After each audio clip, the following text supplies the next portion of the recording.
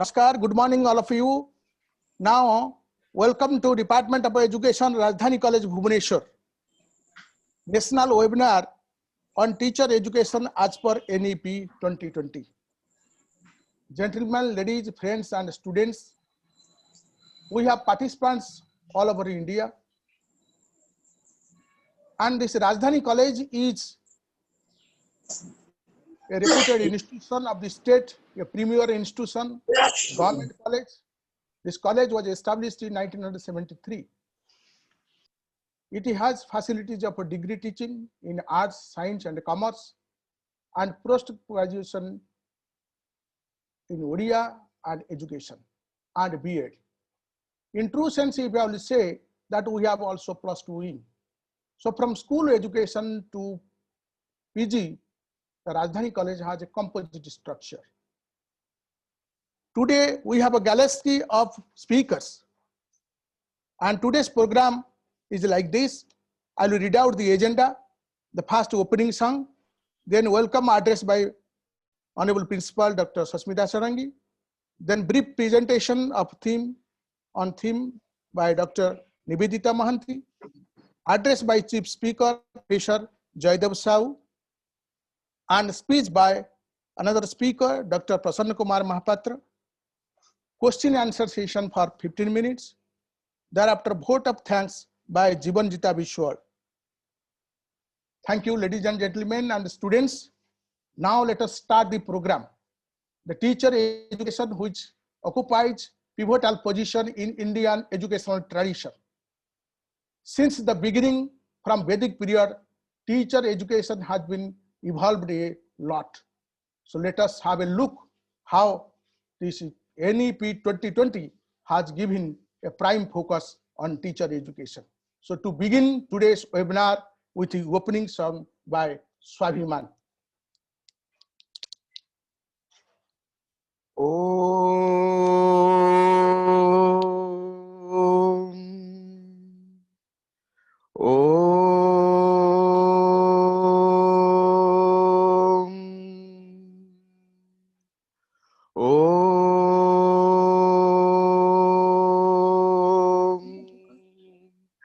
ओंकारं बिंदु संयुक्तं नित्यं ध्यायन्ति योगिना कामदं मोक्षदं चैव ओंकाराय नमो नमः वक्रतुंड महाकाय सूर्यकोटि समप्रभ निर्विघ्नं कुरु मे देव सर्वकार्येषु सर्वदा अखण्डमण्डलाकारं व्याप्तजेन चराचरं तत्त्वदं दर्शितं येन तस्मै श्रीगुरवे नमः कर्पूरगौरं करुणावतारं संसारसारं भुजविन्द्रहारं सदा वसन्तं हृदयारविन्दे भावं भवानी सहितं नमामि भावं भवानी सहितं नमामि भावं भवानी सहितं नमामि दीपं ज्योति परं ब्रह्म दीपं ज्योति जनार्दन दीपो हरतु मे पापं संध्या दीपं नमस्तुते सर्वे भवन्तु सुखिनः सर्वे सन्तु निरामया सर्वे भद्राणि पश्यन्तु मा कश्चित् दुःखभाग् भवेत् ओम शान्तिः शान्तिः शान्तिः. Thank you, Swabhiman. Thank you, the spiritual note at the beginning of this webinar. Let us start, friends. We have with us our Honorable Principal, Dr. Sasmita Sarangi. Dr. Sasmita Sarangi is a brilliant student throughout. She has secured positions in matriculation, in intermediate, and an alumnus of Delhi University, and a good speaker, a good writer, and a brilliant teacher. So now we are proud to have her as our principal, as the mentor and the leader of Rajdhani College. Now I request Honorable Dr. Sasmita Sarangi Madam to present welcome address. Over to Dr. Sarangi.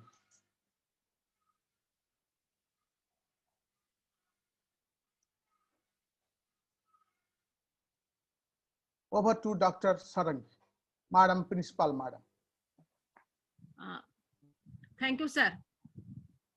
Esteemed Professor Jaydev Sahu, Professor of Education, Rajiv Gandhi University, Arunachal Pradesh, respected Dr. P.K. Mohapatra, Reader in Education, Salepur Autonomous College, respected Dr. Nivedita Mohanty, Head of the Department, Education, Rajdhani College, Dr. Saroj Kanta Chaudhary, Assistant Professor and Coordinator of B.Ed Program, Rajdhani College, my colleagues and all participants and students. On behalf of Rajdhani College, I extend my hearty welcome to all of you to this national webinar on teacher education as per National Education Policy 2020. It is a burning topic at present and very important as far as the future education of our country is concerned, and it will definitely transform the education system of our country. And it's also very extensive, covering school education to higher education, as well as teacher education. And today's webinar is focused on teachers' education. And all of us know that a good teacher produces good pupils. So teachers' role is very important as far as the education system is concerned. And we have the opportunity today to listen to Professor Jaydev Sahu, who is a distinguished scholar and who is our chief speaker for today's webinar. And definitely he will throw light on this topic of this webinar. Thank you, sir, for accepting our invitation. I also thank Professor P.K. Mohapatra for all who join as a speaker.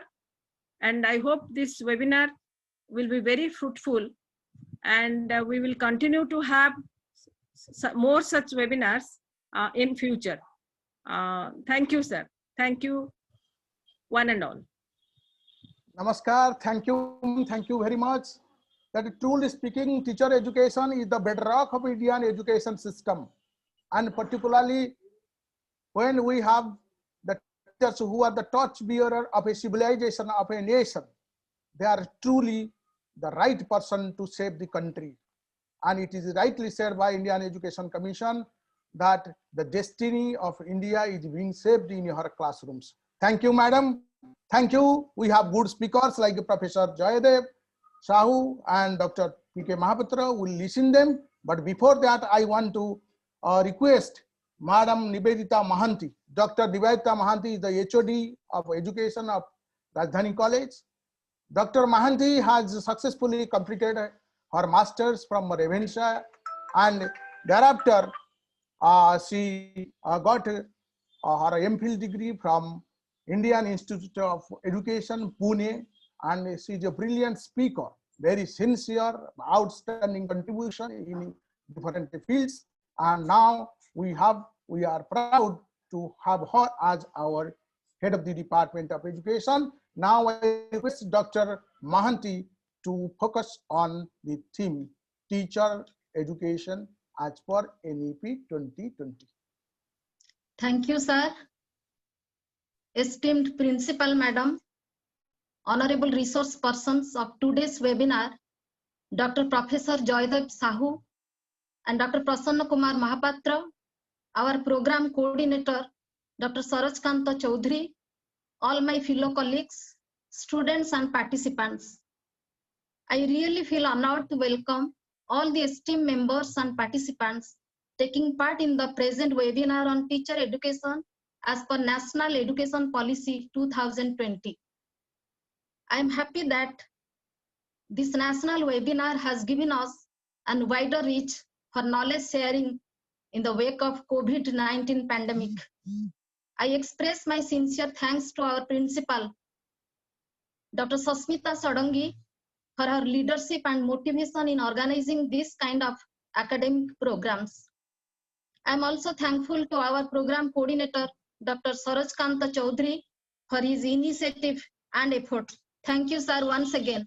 I express my sincere thanks. To begin with, I would like to quote Bruhadaranya Upanishad, that is also Tama Sadgamaya, Tamosama Jyotirgamaya, Mrutyurma Amrutagamaya, that is from unreal, lead me to the real, from darkness, lead me to light, from death, lead me to immortality.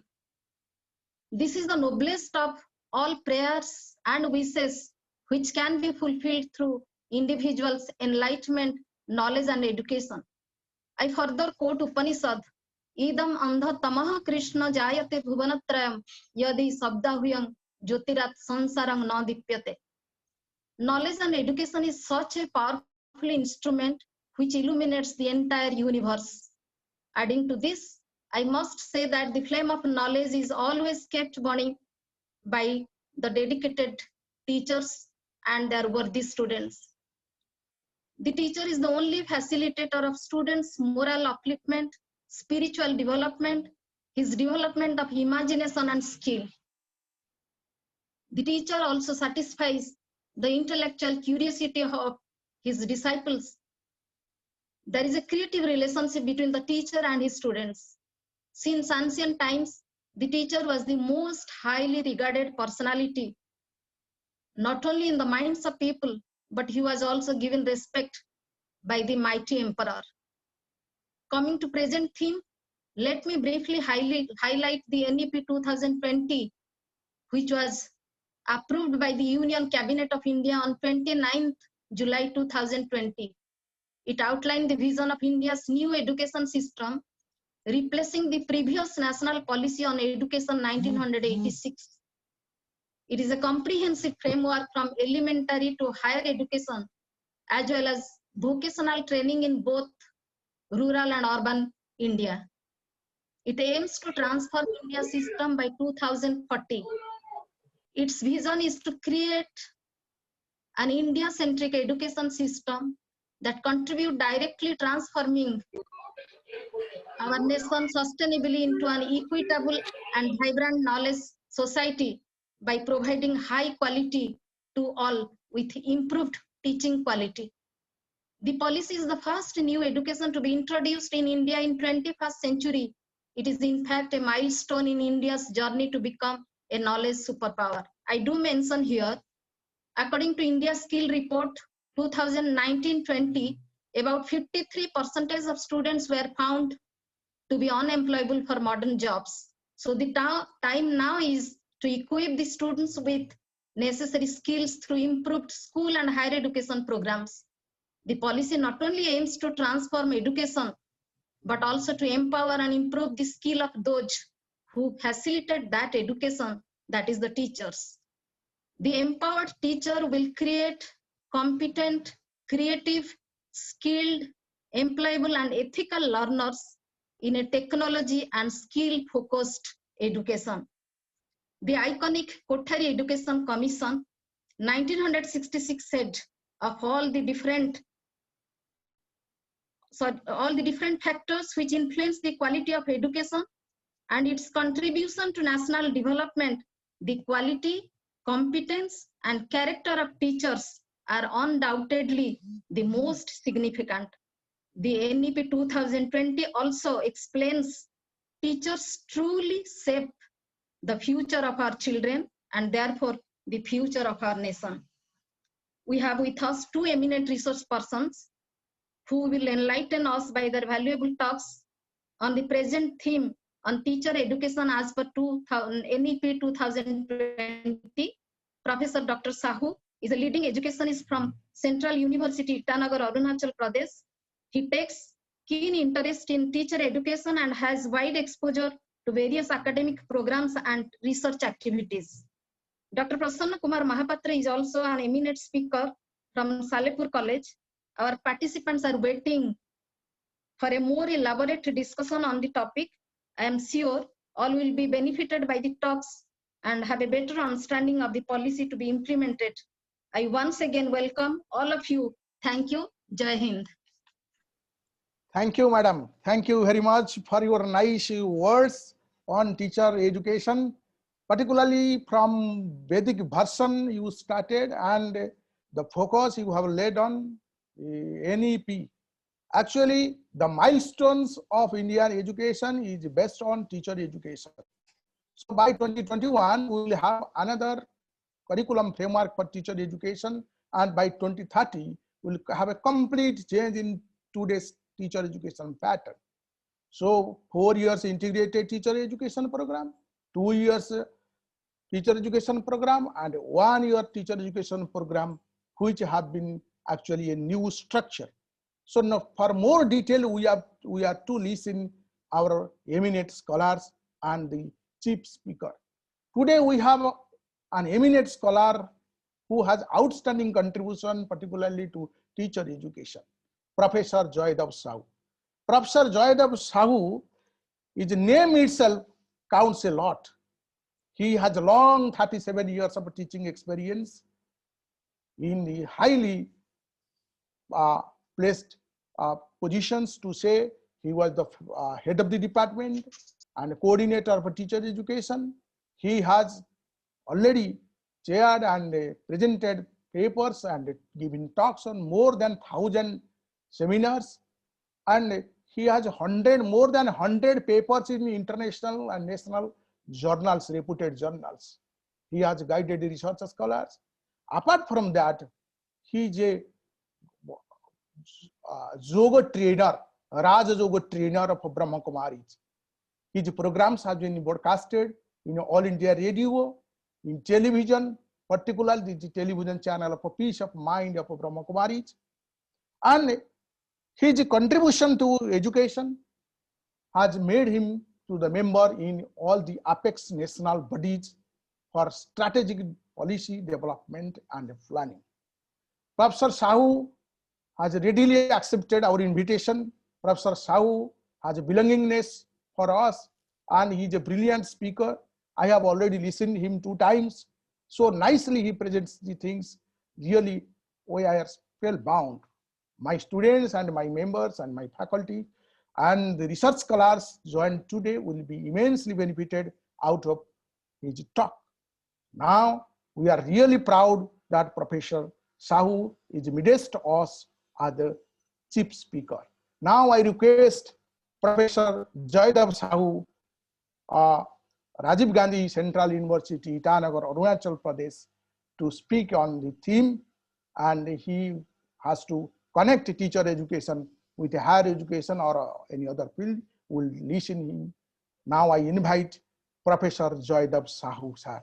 Sir, please.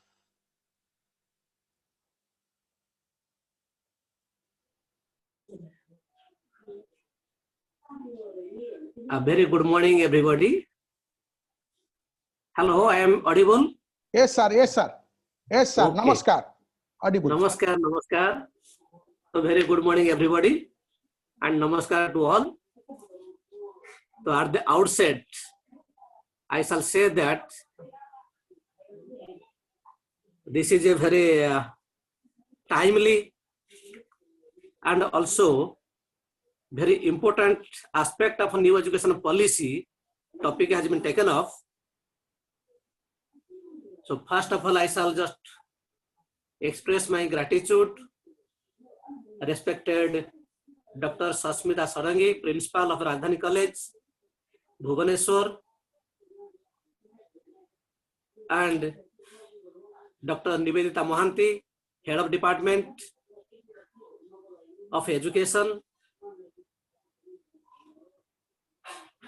all other organizing committee members, and specifically Saroj Khan Chaudhary, Program Coordinator,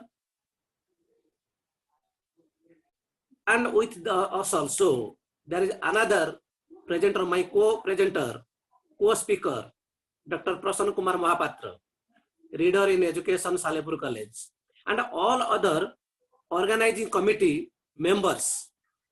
Actually, I am really grateful that at least Principal Madam Sasmita Sarangi and HOD, they have been giving me a lot of this privilege to be among you and all other participants of different like assistant professors, maybe other teaching faculties from all over India, I think so, and dear students.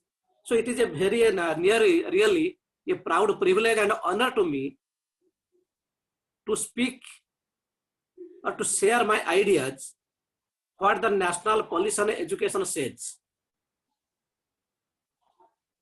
So in this context, we know that last month there was a international, or we can say that World Teachers Day in October 5.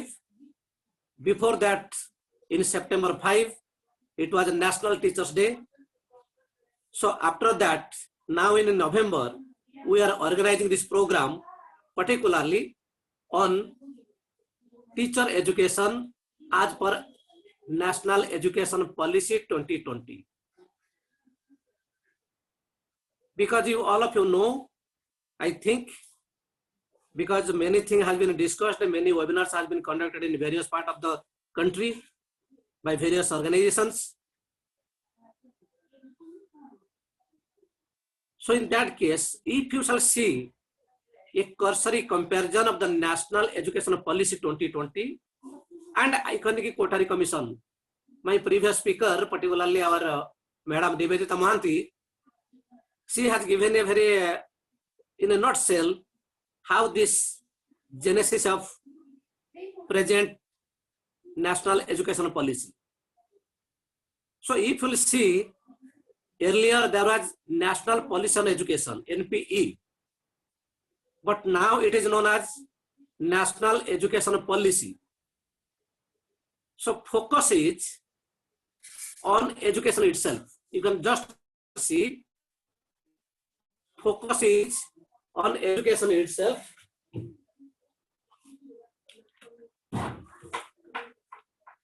Because you can see that National Education Policy, education constitutes in the middle of the term or middle of the sentence. Because policy is to be there, but focus is on education, and with that, how it will be providing opportunities to cater the needs of the whole nation. So as we all know, since after independence, there have been various commissions, and in that those commissions, they have suggested, and particularly Kothari Commission report, on the basis of which the first National Policy on Education 1968 was prepared, and which was modified in 1992, all of you know.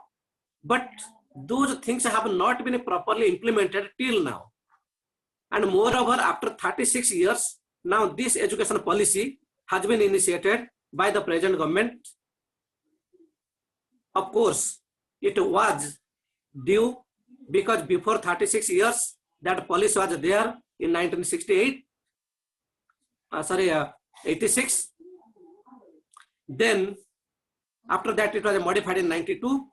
But if we shall just compare National Education Policy at present, that is 2020, and Kothari Education Commission, and or we can say that National Policy on Education 1986. In that case, we shall see that there is a similarities in challenges, concerns, and even the proposed solutions, except for the current focus on 21st century skills. So does it imply that Indian education has not progressed since then, or that our socio-economic challenges are totally unsurmountable, or even maybe that we are poor implementers of plan or policies? So the current concern of the nation is effective implementation of a National Education Policy 2020 across the wide spectrum of educational institutions. So we all know, you must be knowing that there has been, because this policy emphasizes a total overhauling of whole education system. Even if Why? Because though Radhakrishnan Commission was there, first education commission, that was only meant for reformation in higher education. After that, Mudaliar Commission was there, that was only meant for secondary education commission, but only first time, and that was the last in 1986. That national education policy was there. But still then, at present, this present, depending upon the 21st century skills, requirement of the 21st centuries, we have to modify education systems. So accordingly, there was, though of course BJP government, before coming to their power, it was there in their manifesto that there will be, if they will come to the power, then they will bring out the new education policy. So accordingly, this new education policy has been formulated, and you must be knowing that earlier it was established on that we prepared another committee. Initially under this MHRD minister Smriti Irani time, then after that, at present, that another committee was formed under Dr. Kasturi Ranjan, and they have provided this report in 2019, and now they have submitted the final report in this May, and after this, now in this July, this new education policy has been adopted by cabinet and also declared. So the main point here, I shall just say, hello. Yes, sir. Yes, sir. Yes, Am I sir. audible? Continue. Yes, sir. Continue, sir. Achha, I want to share my screen. Okay, sir. Mm, Okay, sir. actually, Okay. there might be, because I was connecting why it was.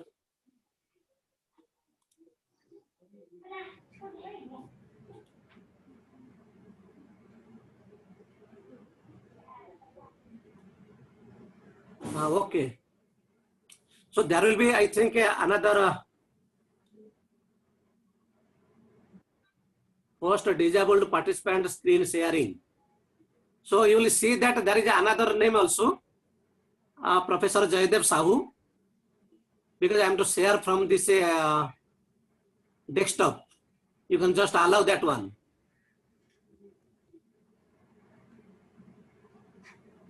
You can just see another, there is Professor Jaydev Sahu.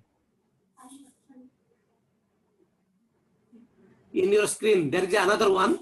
You just allow that one. Sir, already we have allowed you, sir. But it is saying host disabled participant screen sharing. No, I am now talking from my mobile, but there is another one. You can just see. You allow that one. Yes, sir, I have allowed that.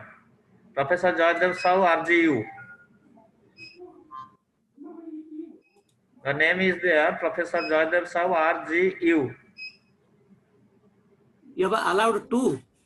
Yeah. But why it is saying that host disabled participant screen sharing? No, sir. It is saying host disabled participant screen sharing.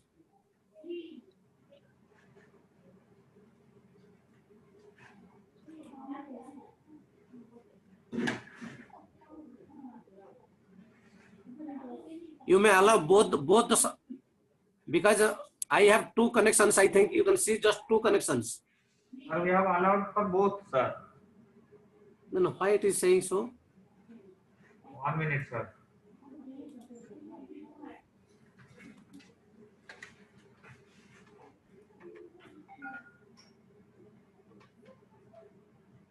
Host disabled participant screen sharing.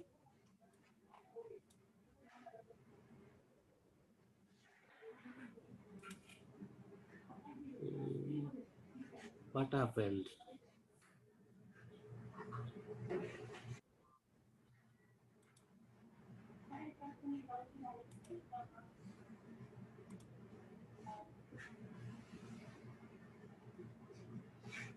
It is not being able to. Why? You have allowed both the things. Yes, sir. Yes, sir. Then why it is saying just showing that Just a minute. host disabled participant screen sharing?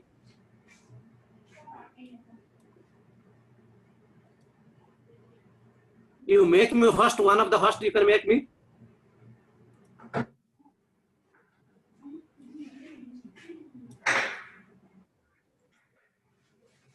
Okay, sir. I have allowed you to host. What it is saying that host disabled participant screen sharing repeatedly. So, Satyavu, now participants are more than 100. Yeah, yeah. So that's why there might Yes, be. sir. No, sir. Already I have give the ଆପଣ permission. କରିପାରିବେ Okay, okay, okay. Now it is coming. Now it is coming. Sir, It's sir, coming. you are the host. Now you are the host, sir. Yes, sir. Now Okay, it is sir. coming. Continue. Right. Now it is coming. Yeah.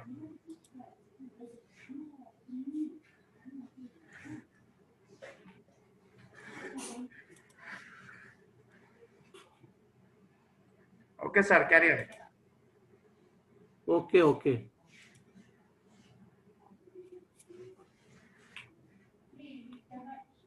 Whether now it is. Hello. Yes, sir. Yes, sir. Clear, sir. Okay. Okay, sir. It's visible.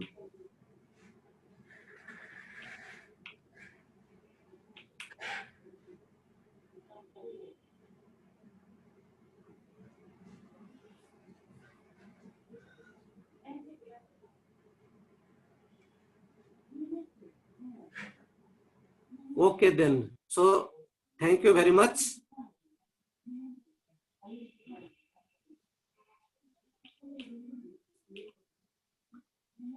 So as you know that National Education Policy 2020 is for transforming India, contributing to an equitable and vibrant knowledge society by providing high quality education to all. The very basic purpose of this policy is to create a vibrant economy, vibrant things. And you must be knowing that according to government,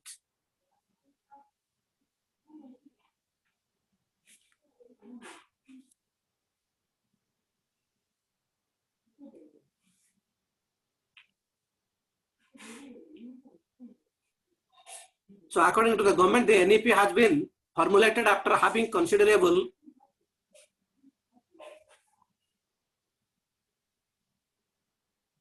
nearly over 2 lakh suggestions from 2.5 lakh gram panchayats, 6,600 blocks, 676 districts. Likewise, it aims at producing engaged, productive, and contributing citizens for building an equitable, inclusive, and plural society. So in this case, because high aspiration is there, because any policy throughout the world, any agenda, any scheme, if it is to be implemented, that needs, just like we can say that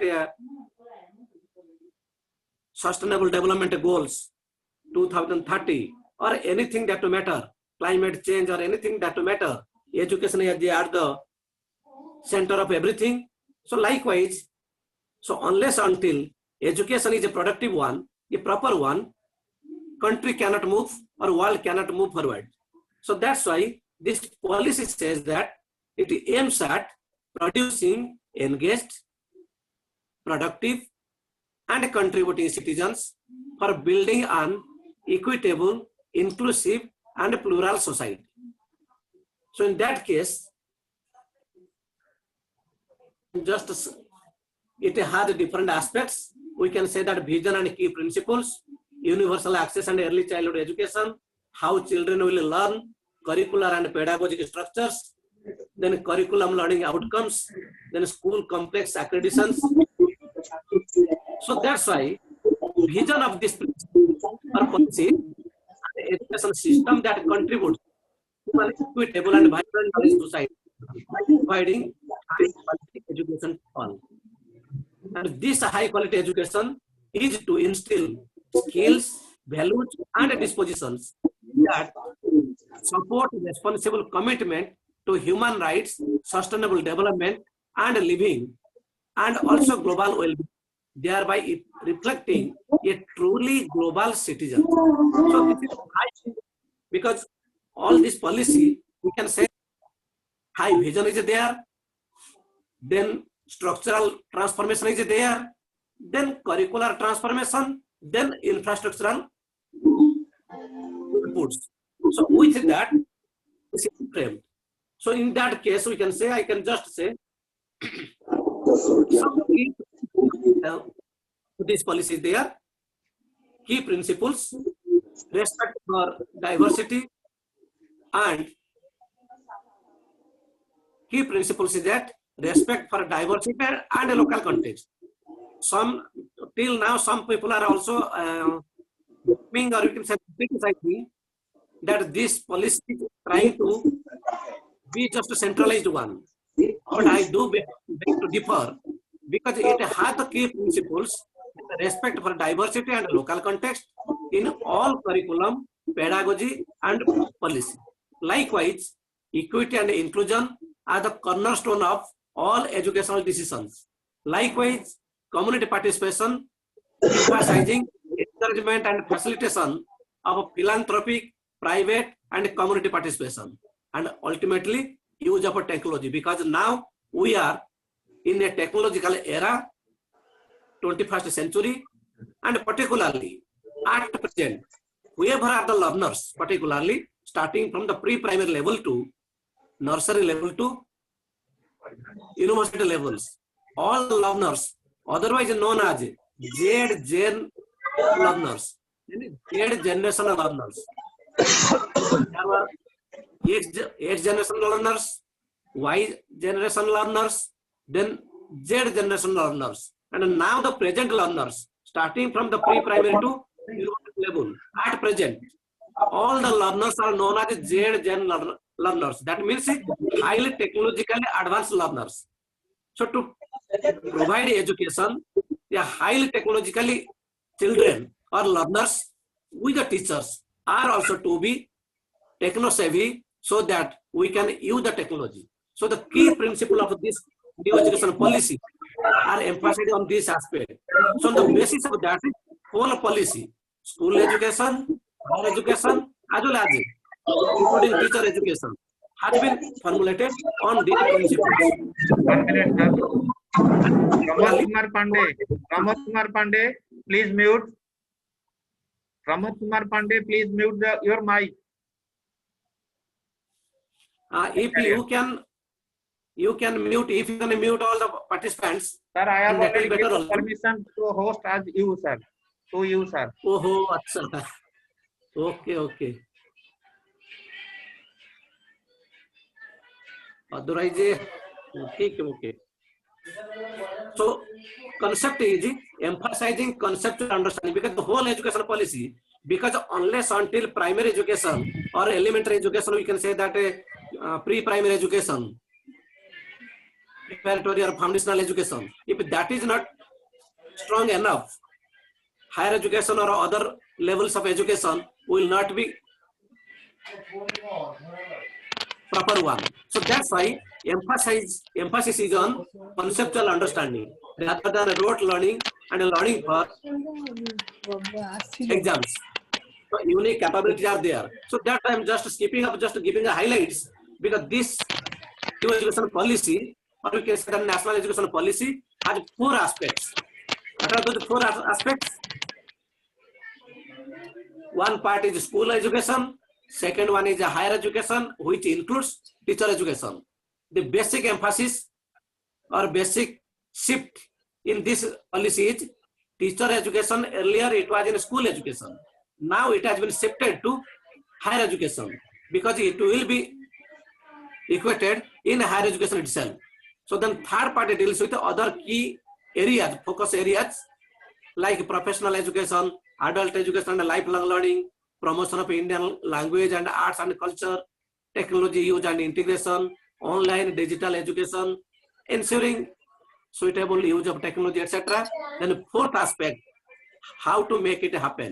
That means strengthening the Central Advisory Board of Education and all other financing, because without finance, no policy can be implemented properly. So affordable and quality education for all, and then implementation provisions. So that's why I just give just a simple highlights, only then I can go for the teacher lesson directly. So all of you know that now the present system has been changed from 10 plus 2 plus 3 to 5 plus 3 plus 3 plus 4. So that means instead of 12 years of schooling, now we are having 15 years of schooling. That means pre-primary 3 years, then 12 years. So that means the age of 3 to 18 that is involved. So this is the structure. Existing structure, that is 10 plus 2 plus system. Then now it is converted into 5 plus 3 plus 3 into and 4. And this 5 is divided into two aspects. One is foundational stage, that is up to, then comes this foundational stage, it has been divided into two. That means 3 years of Anganwadi or preschool or Balbatikas, that means age to 3 to 6, that is pre-primary education, we can say. Then class 1 and 2. These two things are included within these 5 years. That means multi-level play, activity-based learning will be there. Then comes the 3 years as a preparatory stage. That is from class 3 to class 5. Then next 3 years comes class 6 to class 8. Then 4 year, in this policy it has been combined secondary as well as a higher secondary. Just there has been combined because this is class 9 and 10 plus 11 and 12. Both are considered as a secondary education. So, yes. Hello? Anything? So that's why whole focus is on to reduce the curriculum so that there will not be any sort of burden on the children, so that we can have critical thinking. We have to develop critical thinking, inquiry, discovery, and discussion and analysis. So all these things are to be there because we have to produce those things. Curriculum and pedagogy to be transformed by 2022 to promote skill-based and minimize rote learning. So that's why revision of national curriculum framework will be done by 2021 by NCERT in consultation with the NCERT. So whole education policy, starting from the pre-primary to the university levels, it emphasizes on Indian knowledge system. How Indian knowledge systems are to be incorporated in this. So video documentaries, students will be given the logical framework. Students will be given the logical framework for making ethical decisions at a young age. In latter years, expanded along themes of cheating, violence, plagiarism, littering, tolerance, equality, empathy. Then traditional Indian values and all basic human and constitutional values will be developed in all students, starting from the pre-primary to university level, including teacher education. Because unless until teachers, among the teachers, these traditional Indian values and basic human and constitutional values are developed, they cannot promote among the children. Because we are, before understanding the teacher education, we have to understanding the upcoming or school education system under this new education policy.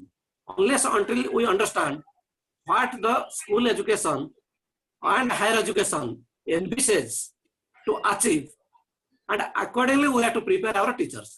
So the teacher education will be accordingly. So that's why this new education policy emphasizes we have to promote traditional Indian values and all basic human and constitutional values which are instinct in our constitution. experts from the Indian Constitution will also be considered essential reading for all students. That's why basic training in health, mental health, good nutrition, personal and public hygiene, disaster response, and fast aid will also be included. So that's why this education policy envisages, starting from the pre-primary level, all these things are to be promoted, and we are to promote accordingly. Our teachers, not only for primary level, or we can say that secondary level, but pre-primary level, that is Anganwadi workers or Anganwadi teachers or Balwadika teachers, they are also to be equally properly trained. So under this backdrop, other things will be there. So that's why it has just I have given the highlights, that preparation of schooling and elementary school level, then school infrastructure will be there, then holistic development of all the students will be there. So that's why, considering all these new changes which are likely to occur under this new education policy, like inclusivity is there, assessment system is to be totally changed, National Assessment Center for Performance Assessment, Review and Analysis of Knowledge Development will be there, which is known as a PARC, Performance Assessment Center for Performance Assessment, Review, Analysis of Knowledge and Development. So that's why this exam in grades 3 and 5, these are also to be there. So that's why this PARC, that knowledge and holistic development, this PARC is to be created. So that's why these are the curriculum and pedagogical framework, new curricular and pedagogical framework under this 5-3-3-4, then reduction in curriculum to core concepts, identification of life skills to be attained in each grade as part of the NCF. Likewise, ICT integration in teaching and learning methodologies. So that's why these are some sort of new features. That's why I'm just holistic development of learners which to be there. So major reforms of schools are, all these things are there, as you know, because I'm just skipping, because new national curriculum framework will be there. Board examination will be low stakes based on knowledge and application. Medium for instruction till at least grade 5 and preferable till grade and beyond, that will be in home language. Another important aspect in school education particularly, that is the 360-degree holistic progress card of the child is to be maintained. That means it is not that only just at the present moment rote learning is going on, examination system is going on, examination oriented education is going on. But new education policy, particularly school levels, we need that rote learning is to be changed. Once this rote learning is to be changed, then we are to be this performance assessment by PARC is to be there. So that's why national professional standards for teachers are also to be set up. So under this backdrop, it has been emphasized that higher education also, I'm just giving highlights of higher education also, that is equity and inclusion in higher education under the principle of light and tight. Workload will be less, but rigidity will be there, tightness will be there, regulatory systems will be there. So as there will be other things, I'm just skipping the certain things.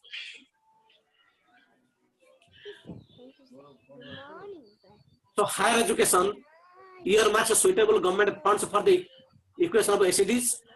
So in that case, flexible approaches in higher education is envisaged. So after, when it is changed from 10+2 to 5-3-3-4, at higher education level also, some changes are occurred. So accordingly, what are those changes? Those changes are 4-year bachelor degree or 3-year bachelor degree. Because it is not that only 4-year or only 3-year, both the streams will be there, 3-year bachelor degree and 4-year bachelor degree. So that's why new structure, architecture of higher education envisages vision and architecture has been envisioned with large, well-resourced, vibrant, multidisciplinary higher education institutions. Currently, we have 800 universities, more than 48,000 colleges, and which will be consolidated up to 15,000 excellent institutions. Because teacher education is not only meant for school education, it is also meant for higher education. How it is so, we shall discuss later on also. So that's why this higher education system structure is totally changed. So on the basis of that, liberal education is to be broad-based liberal arts education at undergraduate level, which will be integrated, rigorous, and with multiple exposures. And there will be no single stream. All the streams will be multiplied, that we say amalgamated.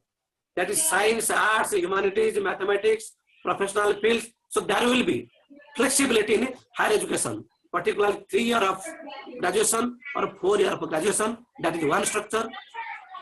Likewise, all these would have imaginative and flexible curricular structures. There will be no single stream. Streams will be changed at school level also. Streams will be changed. There will be no commerce, no that means science and math, art subjects will be different. So that will be, it will be changed to structurally. It will be changed. It will be integration of vocational education, creative combination of study. Even if in at a higher education, a person studying physics, he can opt for that is flexibility, multiple entry, multiple exit, flexibility of choice of courses, that will be there. So that's why what we can do, that's why this course structure emphasizes that 3-year degree program or 4-year degree program, and there will be academic credits. That's why liberal education with a broad multidisciplinary exposure. Multidisciplinary exposure. So every flexibility will be there. A physics person, that means a student of physics, can opt for dance, can opt for music or any, according to his choice. So that's why it has imaginative and flexible curricular structures, depending upon the creative combination of disciplines of a study. And you can see in this chart I have shown that in case of first year of higher education, if a person exits from the course, then he will be given as a first year, which will be called as a certificate. After second year, it will be given diploma. After 3 years, that will be degree. If it is a 3-year program. But when graduation is of 4 years, that BA, BSc become will be also 4 years. So once it is there, then multiple exit and entry points will be there. Then 3 to 4 years of undergraduate degree with multiple exit options, flexibility in the exit as well also pre-entry points. There will be also flexibility. So that's why there will be 4-year program, there will be 3-year program, but for both the 3-year and 4-year programs, there will be Bachelor of Arts, Commerce or something like that. Arts or education in a chosen major and or minors.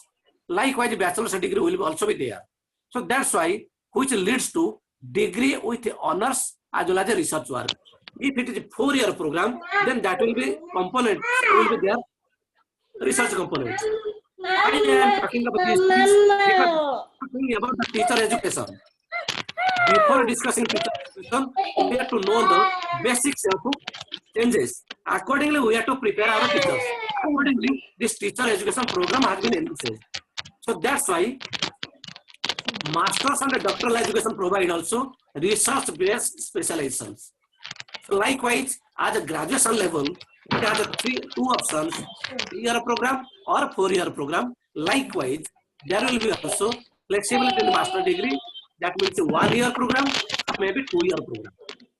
So 1-year program for the 4-year undergraduate students, those who have completed graduation with 4-year undergraduate program, they will be go for 1-year master degree. But those who have completed 3-year undergraduate program, they will go for 2-year master degree program. Likewise, there will be integrated 5-year program also, master degree. So that's why research will be 4 years, post graduation of maybe 1 year, 2 year, leading to MA, MSc, MCom, then PhD will be 4 years. So like this, we can say that graduation 4 years, research also 4 years. So graduation 4 year, having certificate, 2 years diploma, 3 years degree, and also after 4 years, there will be degree with research. That is known as a degree with research. More clarification are given in the below diagram. So those who are about BA 4-year degree program, that may be BA, BSc 4-year integrated program, then no research will be there. Then 2-year MA, MSc program, then degrees with BA, BSc, BEd or MSc, MA. So that's why total will be 4 plus 2, 6 years program. But in case of case 2, those are going for integrated BEd program I'm talking of. But those are not going for integrated BEd program. In that case, there will be some sort of flexibility. So that's why there will be, in case of graduation, there will be multidisciplinary studies. Major students will have the chance to design their educational programs to suit their own interest and also career goals. When considering multidisciplinary studies major, it can be helpful to consider other aspects also, like curriculum, application requirements, as well as also career possibilities. Likewise, multidisciplinary studies programs do not involve a predetermined set of courses, like most degree programs are going on at the present moment, but instead consist of a unique combination of courses chosen by a student based upon his or her specific educational and career interest. As I have told you, flexibility is there.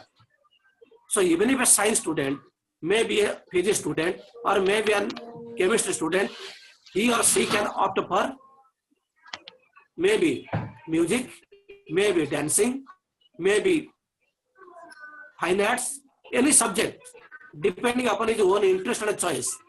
They can opt. So that's why student may pursue these programs at any level. That may be bachelor level or a master level, any level. So that's why higher education structure has been 3 types. So under the basis of those things, research university will be there, then teaching universities will be there, then autonomous degree colleges will be there.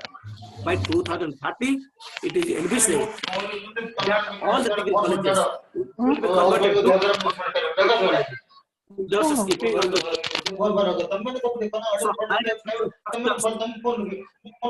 higher education structure. So now MHRD has been changed to education. Then UGC will be changed to Higher Education Commission.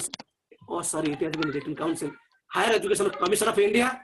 Then it will have the 4 aspects: National Higher Education Research Council, Higher Education Grants Commission, National Accreditation, then General Education, then the General Education Council. So likewise, grading pattern will be there. All the universities that may be government, that may be deemed universities, that may be open or private universities, all universities will have the same grading pattern, same regulations, everything will be same. National Education Technology Forum will be created, multidisciplinary education and research universities, depending upon which at par with IITs, IIMS will be there, and then the national research forums will be there. I am just giving highlights of those things only. So independent body will be there, National Higher Education Regulatory Authority. Then multidisciplinary education universities will be there, MERU. So likewise, on the basis of all those backgrounds, we need energized, engaged, and capable faculties. Here comes the main point. Because we need faculties, particularly teachers at school level as well as higher education level, particularly able faculties, energized, engaged, and capable faculties. So in that case, the most important factor for this success of higher education as well as school education is the quality and engagement of the faculty and teachers. So this policy puts faculty back into the heart of education system. So in that case, we need the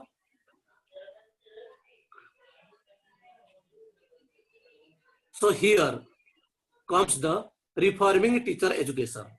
So the policy not only aims to transform education, but also who will implement, who will translate this whole education policy that may be at a pre-primary level, that may be at a secondary level, or that may be at a higher education level. So it needs the change of a whole policy. So that if the change, whole education system is to be changed, then who will translate practically? Government may provide infrastructure, government may provide other requirements, physical requirements, but who are to impart the knowledge, who are to transact the education, transact the informations. So it depends upon the teachers. So that's why the policy not only aims to transform education, but also try to improve the skills of those facilitating that education. Who is that? That is the teachers. So in that case, national education policy, that's why emphasizes that teachers will be given more autonomy, choosing aspects of pedagogy with a focus on socio-emotional learning. That is a critical aspect of any student's holistic development. This national education policy emphasizes because these are required from the teachers. That's why teacher education also to prepare like-minded teachers or eligible teachers. That's why the approach of teacher education has been completely overhauled, has also been completely changed. So changing the approach of teacher education has been emphasized a new and comprehensive national curriculum framework for teacher education, that is NCFTE, will be framed by 2021, will be formulated by NCTE in consultation with the NCRT, keeping in view that teachers' importance. Okay, so because we need motivated, energized, and capable faculties or capable teachers. So that's why with that backdrop, the approach of teacher education has been completely changed, and this national curriculum framework for teacher education will be framed. Target is by 2021, it will be framed. So that's why reformation in training of teachers has been emphasized. Number one, in order to ensure that the policy seeks to institute large number of merit-based scholarships across the country for studying quality 4-year integrated program. It emphasizes that all the teacher eligibility tests will be strengthened to inculcate better test materials. So this teacher education program has been changed into 3 streams or 3 categories, you can say, considering present condition as well as also considering the future consideration. What are those? There will be 3 types of teacher education program. 1-year teacher education program, that is B.Ed program, 2-year B.Ed program, as well as also 3-year B.Ed program. Sorry, that is 4-year B.Ed program. What is that? Particularly, 1-year B.Ed program are for those who completed the equivalent of a 4-year multidisciplinary bachelor's degree or have obtained a master degree in a specialty. At present, what happens? Those have passed out 10 plus 2 plus 3 systems, graduation, they go for 2-year B.Ed program. Okay, then those are integrated B.Ed program are there, they go for just after class 12, they go for 4-year integrated B.Ed program at the present moment. But the new policy envisages those who will complete 4-year multidisciplinary bachelor degree program. because we have already discussed in higher education, there are 2 streams will be there at graduation level. Undergraduate program, 3-year bachelor degree program, 4-year bachelor degree program. So those are a 3-year bachelor degree program. They cannot go for this 1-year degree program. Those will be completing 4-year multidisciplinary bachelor degree program, or after that master degree program. They can go for only 1-year B.Ed program. Just here to mention, just like previous pattern, before 2-year B.Ed program, there were only 1-year B.Ed program. Likewise, the present new education policy envisages that those who will be completing 4-year multidisciplinary bachelor degree program, they will go for 1-year B.Ed program. Next, those who will be completing applicants with an existing bachelor degree in other specialized fields, because till there will be 4-year integrated program, 4-year bachelor degree program. Those who have passed out at the present system, or we can say that existing bachelor degree program, that means a 3-year bachelor degree program. For them, what is to be done? For them, there will be 2-year B.Ed program, just like at the present moment. At the present moments, there is system that a 10 plus 2 plus 3, those are completing that a 3-year bachelor degree program, they will be joining, or they will be doing 2-year B.Ed program. It will be just like that. That is will be intact till all the existing program of students will be exhausted.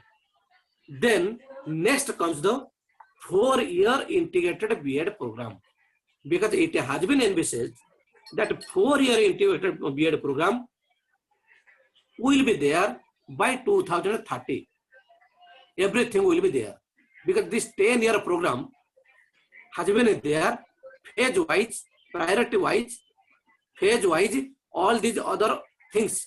That means existing, those are the product of the existing system. They will go for B.Ed, 2-year B.Ed program, and those will coming from 4-year multidisciplinary bachelor degree program or master degree, accordingly master degree program. Under this new education policy, they will go for only 1-year B.Ed program. But those are not going for multidisciplinary only bachelor degree program, because I have told you earlier also, there are 2 types of things are there. Just after class 12, they can go for some, those are interested, they can go for 4-year integrated B.Ed program. So that 4-year B.Ed program will be multidisciplinary integrated program, because there will be change in the systems. So minimum degree qualification for teaching, that includes student teaching at local schools by 2030, because it has been, this policy emphasizes by 2030 there will be only eligibility criteria, that minimum degree qualification for teaching or to be appointed as a teacher is 4-year integrated B.Ed program. By 2030 I am talking about. But before that, all these things will be in a phase-wise manner, because this present new education policy, or present existing system. So under those are the product of existing graduates or postgraduates. They will go for 2-year program.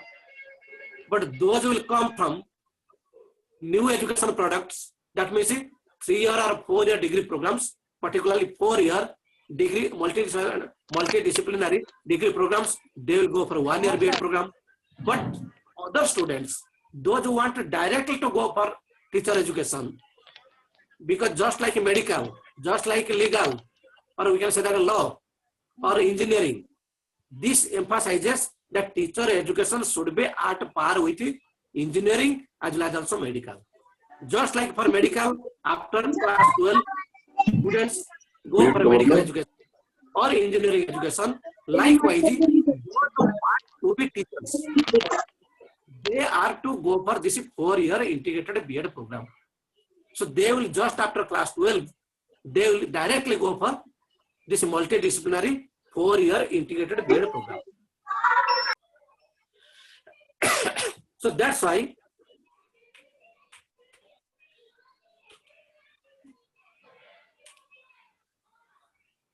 that focus will be on a competency-based education, integration of subjects, development of scientific temper, learning objective, focus on learning objectives. So under this basis, 4-year integrated program will be the minimal degree, which is conceived as a multidisciplinary and integrated dual major bachelor's degree program. Multidisciplinary as well as integrated dual major bachelor's degree. I am talking of here dual major bachelor's degree. Dual major means of a 3-year program or maybe 4-year program. That will be there. So in education as well as specialty subject, the admission to this course shall be through suitable subject. Okay. Through suitable subject and aptitude test conducted by National Testing Agency. It is envisaged that this teacher education program who will be admitted just like medical education, just like engineering education, there is a national level test are there and students are selected and they are being admitted for medical purposes, for engineering purposes. Likewise, for teacher education also, there will be National Testing Agency and they will be testing throughout India, throughout the national levels, they will test, and those who want to be go for in that line, not in medical, not in engineering, they want to go in the teaching line, then they will be going through this testing. So those who will be qualifying in that testing, just like medical and engineering, they will be admitted in this 4-year integrated B.Ed program. 4-year integrated I am talking of, not 1-year program, not a 2-year program. So that is the major emphasis. So from this, we can see that how great emphasis is being given on this teacher education program under this National Education Policy 2020. Because earlier till now, there is no national level test are there for teacher education, but to be admitted for teacher education. Many times, all the colleges, all the universities, they are conducting on their own. So there is no parity, there is no quality control. So this new education policy, it envisages that all the teachers, starting from the pre-primary level to the higher education, all will have the good, that we say, training programs. So that's why it also emphasizes. So it also emphasizes multidisciplinary universities.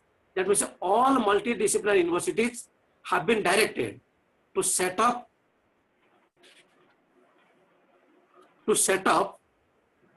an education department and run B.Ed programs in collaboration with other departments such as psychology, philosophy, sociology, neuroscience, language, art, music, history, literature, physical education, because those are the related subjects with teacher education. Physical education, science, mathematics, all the things.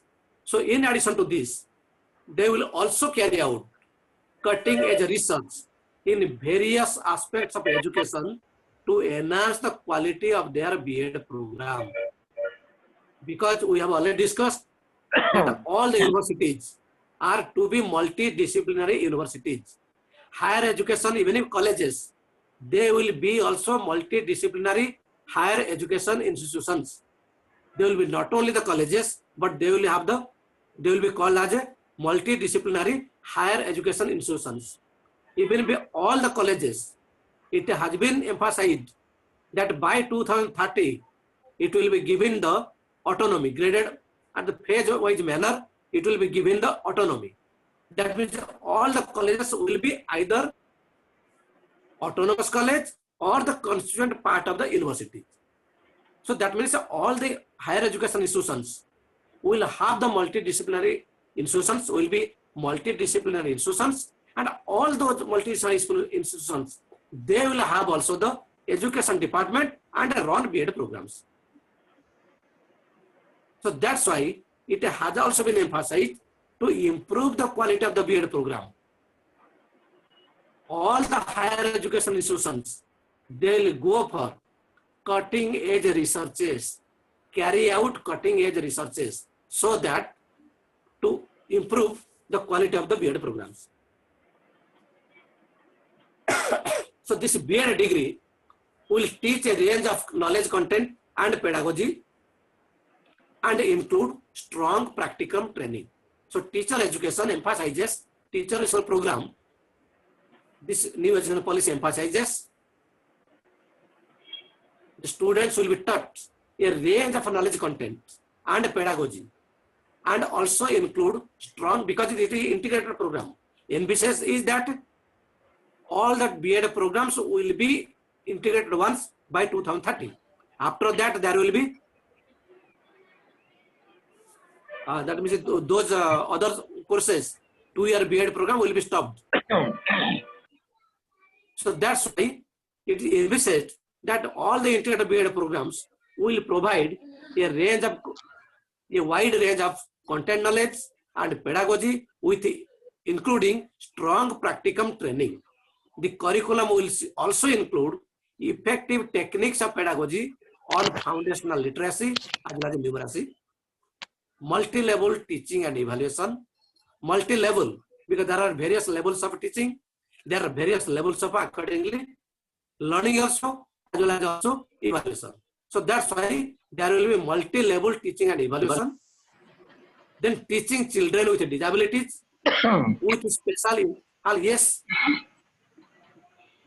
with special interest and talents, then use of educational technology and learner-centered and collaborative learning. Because this curriculum, that means teacher education curriculum, emphasizes to include all these aspects: effective techniques in pedagogy on foundational literacy and numeracy, because these products will be also appointed as Anganwadi workers or maybe Balbatikas. So that's why they will have the basics of foundational literacy and numeracy, multi-level teaching and evaluation, teaching children with disabilities, with special interest or talents, use of education technology and all these aspects, collaborative learning. So that's why, not only that, even if shorter B.Ed, that means post-B.Ed certification, shorter post-B.Ed certification courses will also be available for career growth of teachers. Because teachers will not be static ones, for their career growth will be also there. So that's why it will also be available for career growth of the teachers who wish to move into more specialized areas of teaching or into leadership and management positions in the schooling system. Because there will be some at the school levels, school education levels, there will be some other maybe deputy directors or directors, management levels, principals, all those things will be there. So then how they will improve, or they will have the that we say promotions. For that, post-B.Ed certification courses is needed.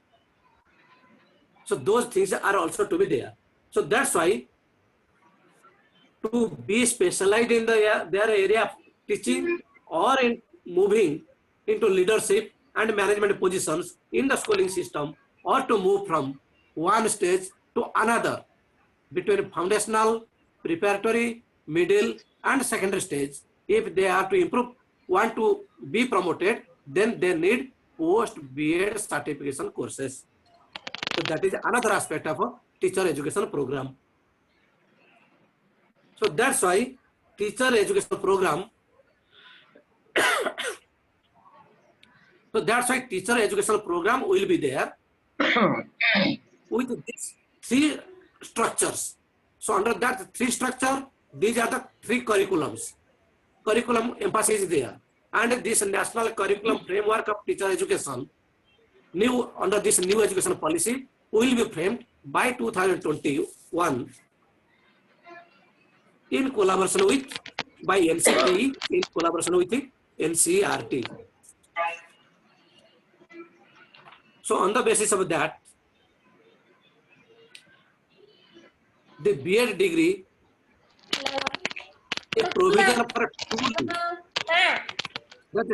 yes, a provision that truly has the potential. Another aspect of this teacher is program is there. So this is meant for direct, those are coming for this post, that means what we call 4-year integrated program. But another aspect of a teacher aspect is there. A provision is there that truly has been potential to enhance respectability and acceptance of teaching profession is that all fresh PhD entrants, that means those who will do the PhD programs, that means those PhD students, they will go for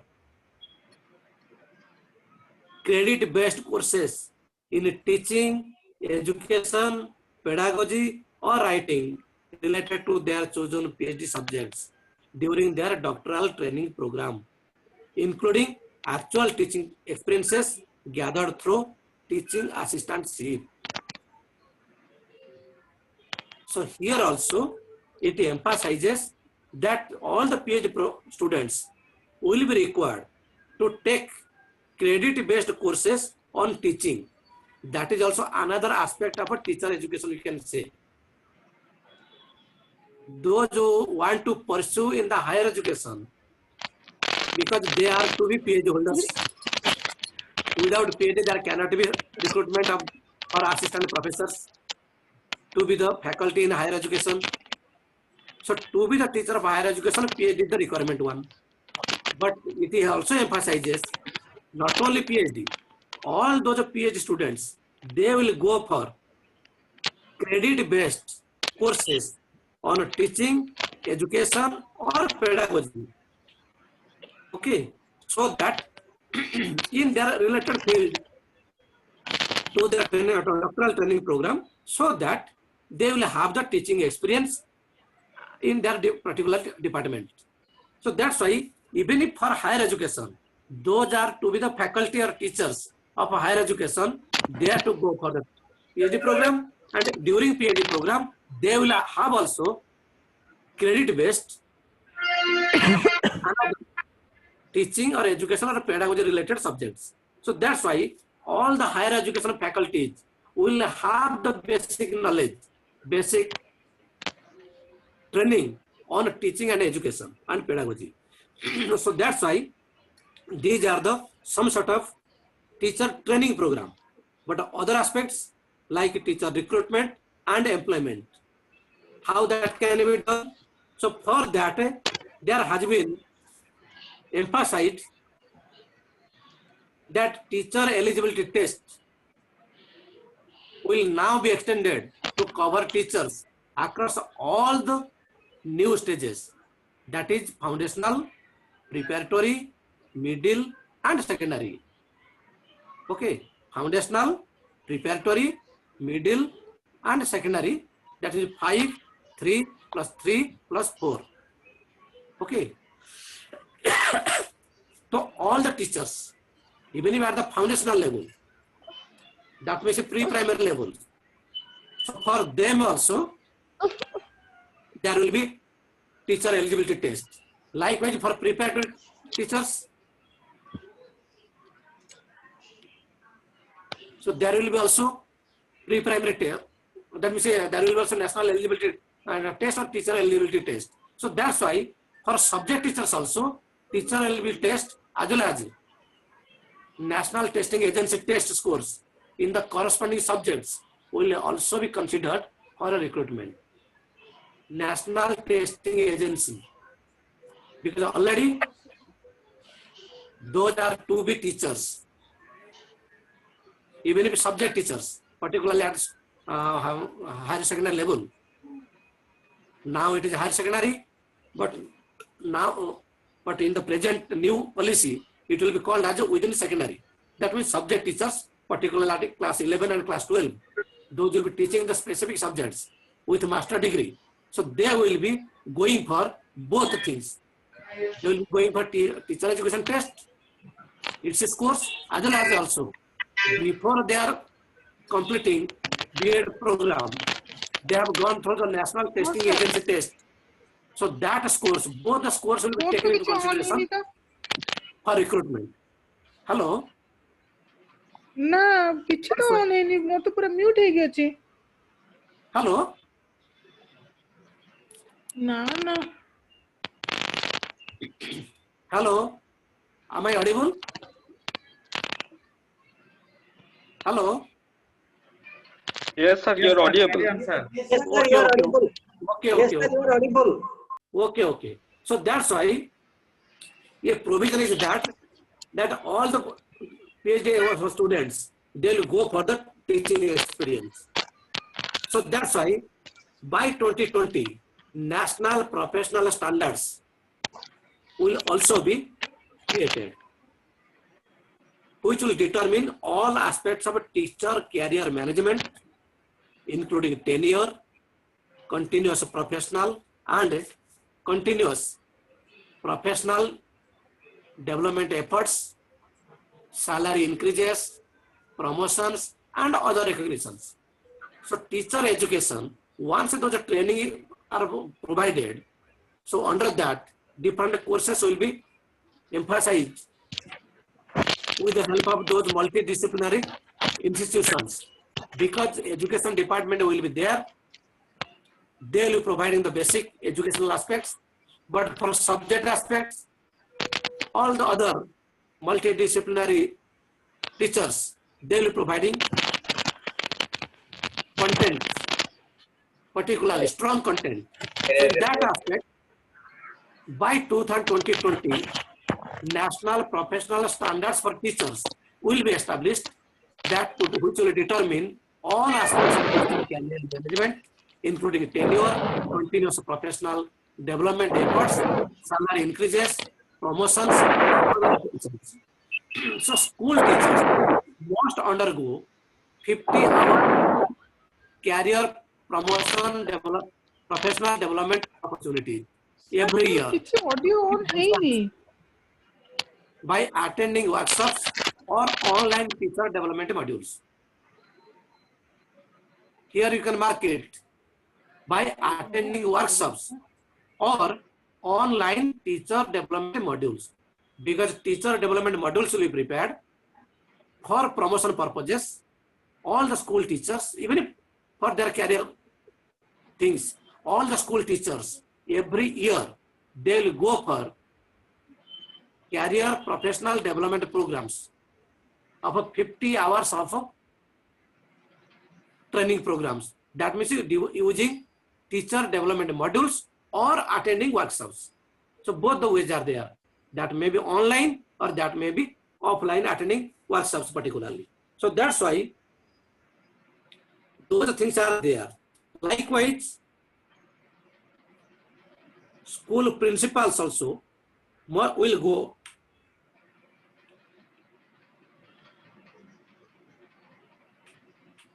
So school principals, they also undergo this type of programs in modules related to leadership, school management, for implementing competency-based learning. Competency-based learning.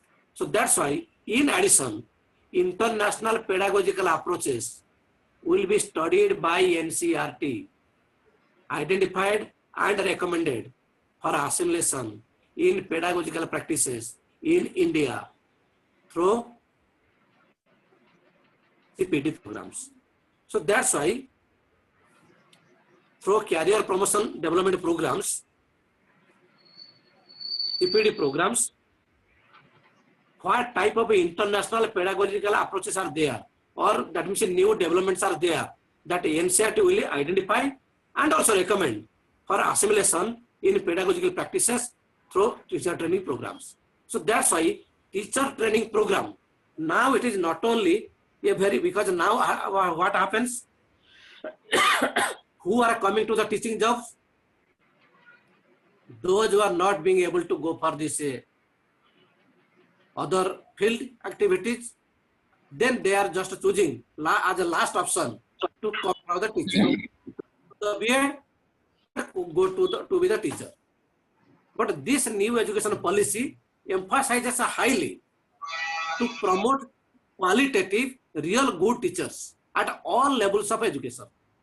So that's why they have emphasized to make it equivalent to with medical program, so that just like medical and engineering recruitment, that means entrance test to be admitted in those subjects. Likewise, teacher training program or teacher education programs, those who are to be admitted, they are to go for this National Testing Agency test. So likely, the school teachers must go under 50 years of that means hours of teaching. Likewise, NCERT will identify and recommend international pedagogical novel approaches to be implemented or assimilated in the B.Ed teacher training programs. Likewise, encouragement of teacher and empowerment. Teacher empowerment means investing in teachers with the right to participate in determining school goals and policies. This new education policy again emphasizes to exercise professional judgment about what and how to teach. Because the teachers will be given autonomy. They will have the freedom, so that when the teachers are engaged in the reform process, they need freedom and control over their own work.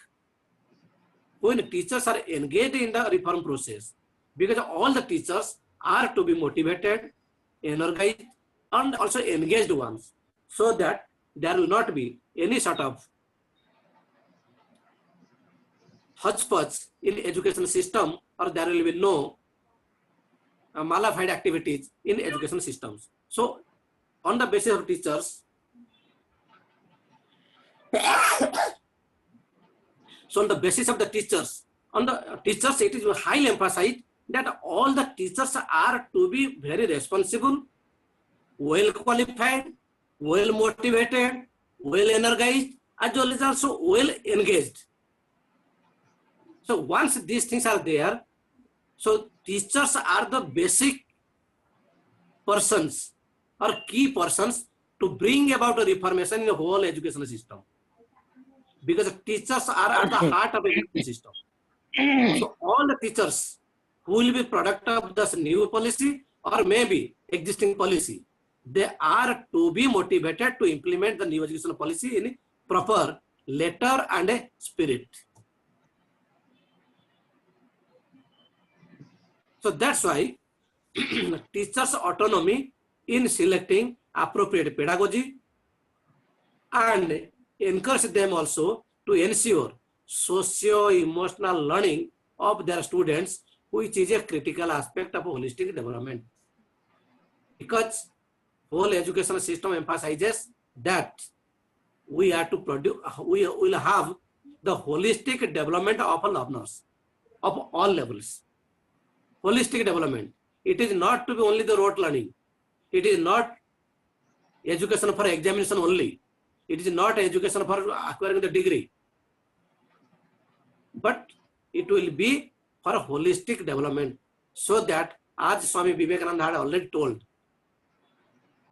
so education is to be man-making. At least we are to be, our education system, new education policy emphasizes. So new education system will be creating really motivated teachers as well as also motivated students. Holistic development of the students. That's why another aspect is that innovative teaching methods will be adopted by the teachers to improve the learning outcomes. Okay, to improve learning outcomes, which will be recognized, documented, and shared widely as recommended practices.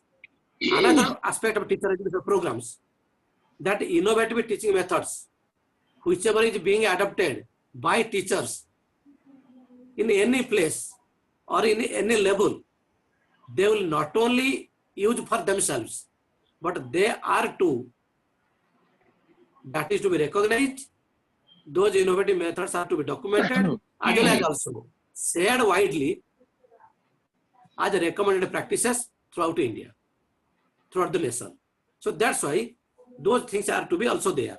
Then another aspect is close collaboration is recommended among Hello? schools Hello, within a sir. school complex, Sir. as it will reduce teacher isolation experienced by teachers working in smaller schools and create vibrant teacher communities that work collaboratively, sharing their best teaching practices. So that's why, as Benjamin Disraeli has said, the secret of success is to be ready when your opportunity comes. The secret of success is to be ready when your opportunity comes. So that means, particularly for Indian teachers, the time has come to catch the opportunity and become makers of their own destiny. So to do this dream and work hard to achieve your dreams. So that's why, so online and digital education will be there, and I'm not going, digital infrastructure will be provided. Education, there will be digitalization, because both, that means blended learning, or we can say that mixed learning will be there, mixed teaching will be there, blended teaching will be there, online and offline teaching will be there. So that's why digital infrastructure is needed, and the teachers are also to be trained to use those digital things. So online teaching platforms and tools, those are there already existing. Whatever we have used during this pandemic times, school teachers, they have also used, at higher education, we teachers also, we are also used, we have used. So that's why those things will be strengthened, and those content creation, digital repository and dissemination will be there. Because a digital repository of content, including creativity, creation of coursework, learning games and simulation, augmented reality and virtual reality will also be developed with a clear public system for ratings by users on effectiveness and quality. So those are 3 types of teacher education programs: 1-year program, 2-year program, and 4-year integrated program. Everyone will go for this type of things, so that while teaching in the school, or while teaching in the, maybe as a subject teacher, or maybe as a teacher of higher education, we have to create contents to digital repository and dissemination of it. So that's why those things are will be there. So addressing the digital divide, for that also it emphasizes that digital access, though it is highly limited, but the government will take care of. Special focus on content in all Indian language will also be emphasized and required. So government will be made available in a different language to cater the various needs of the students population. So that's why virtual lab will be there. Then training and incentive of teachers will be there. Training and incentive of teachers will be there. Teachers will undergo rigorous training in learner-centric pedagogy and on how to become high-quality online content creators themselves using online teaching platforms and tools. Because I have known that there are certain training programs are there, online teaching platforms are also there, tools are also there that is to be used, and this teacher program, teacher training program also include all those aspects. So there will be emphasis on the teacher's role in facilitating active students' engagement with the content and with each other. Active student engagement with the content and with each other themselves among the students. So for that, teachers will be being emphasized. Muthu Vijayan, please mute yourself. Muthu Vijayan. Please. Yes, sir. Yes, Mute sir. yourself. So that's why creating a dedicated teachers will undergo rigorous training programs under this aspect. There will be emphasis on teachers facilitating active students engagement with the content and with each other, because we know that even if International Commission on Education, it has emphasized that 4 pillars of education. One pillar that is known as learning to know,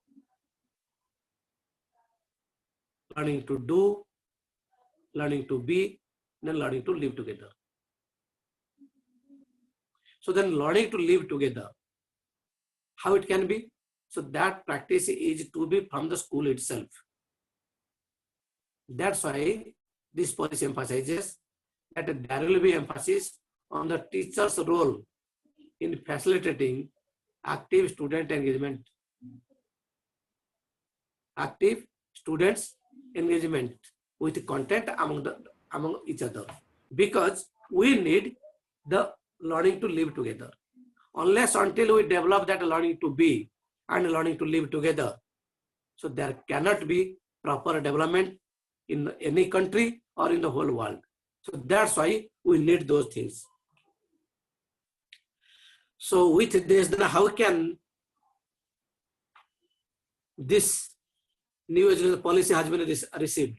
So it has been received by highly, even if Shashi Tharoor, Congress leader, he also welcomed the policy, but he questioned the government only that to ensure aspiration is matched by implementation. That means because earlier policy, that means previous education, National Policy of Education, NP 1986, that was not properly implemented till now.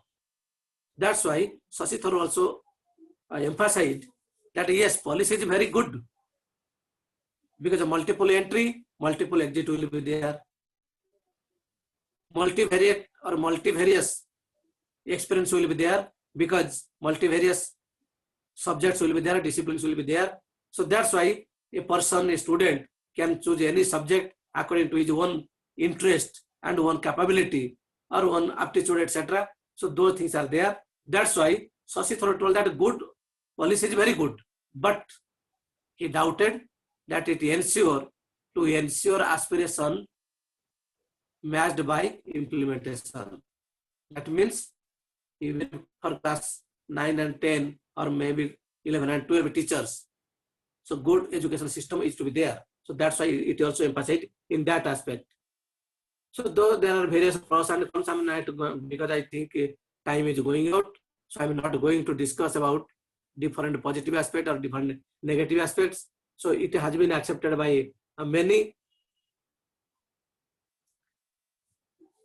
because teachers are the sculptors of the future.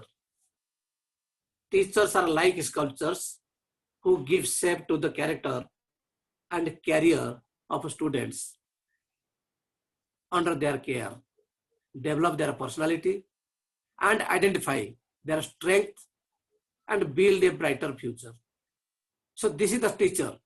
Teacher are just like sculptors who gives shape to the character and career of the students under their canes.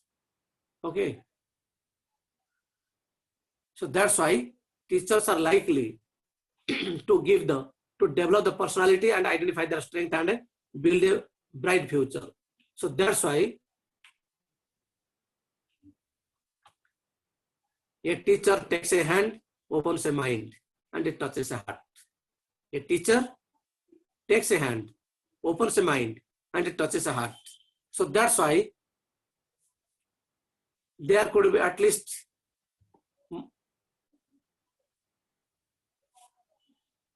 last mile connectivity fund set up for each school with the joint allocation of central government and state government and local government. So I'm not going to discuss all the things. So innovative pedagogy, transforming teaching learning process. So those things are there. Already I have discussed with you. So I'm not going to again repeat the things. So with this, each individual and all of us collectively, determine the future of mankind. The more we accept the personal challenge and the responsibility of bringing these values back into our daily lives, the more everyone's rights will be observed and the more certain and secure the future will be. So the choice and the consequence are ours, because the teachers are the most responsible ones to implement, to translate the policy in practical classroom situations, to translate policy into practical teaching learning situations. So that's why it depends on all of us. I'm talking of on all of us, because it is the personal challenge. We should accept as the personal challenge and responsibility to implement these things. So let us hope that this churning or manthan will create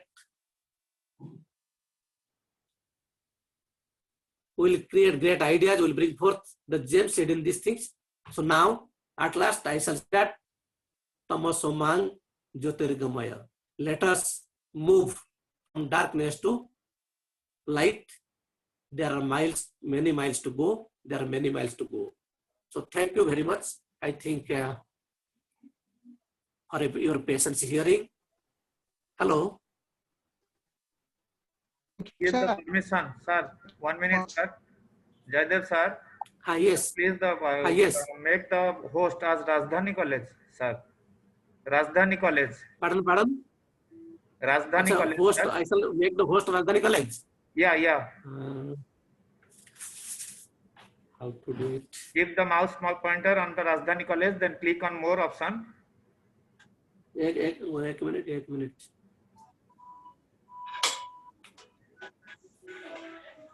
Keep the mouse pointer on Rajdhani College.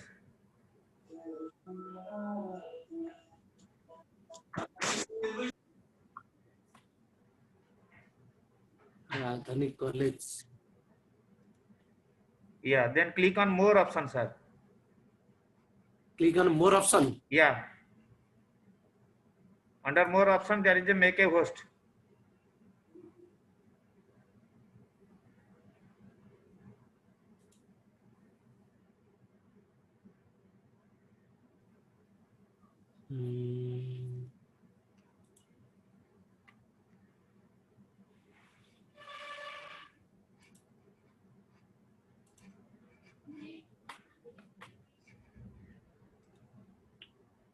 More option. From participant list, sir. From participant list. Acha. From participant list, sir. Yeah. Acha. There is a Rajdhani College. Keep the mouse pointer on Rajdhani College, then click on more option. Okay. Acha. Right. Yeah. Make host. Okay. Yeah. Yes. Thank you, sir. Okay, sir. Okay. So nice of you. Because this type of thing I have done the first time. Yeah, sir. Thank you. Sir, carry on. Thank you. Okay. Thank you, Professor Jaydev Sahu. Thank you for your very nice presentation.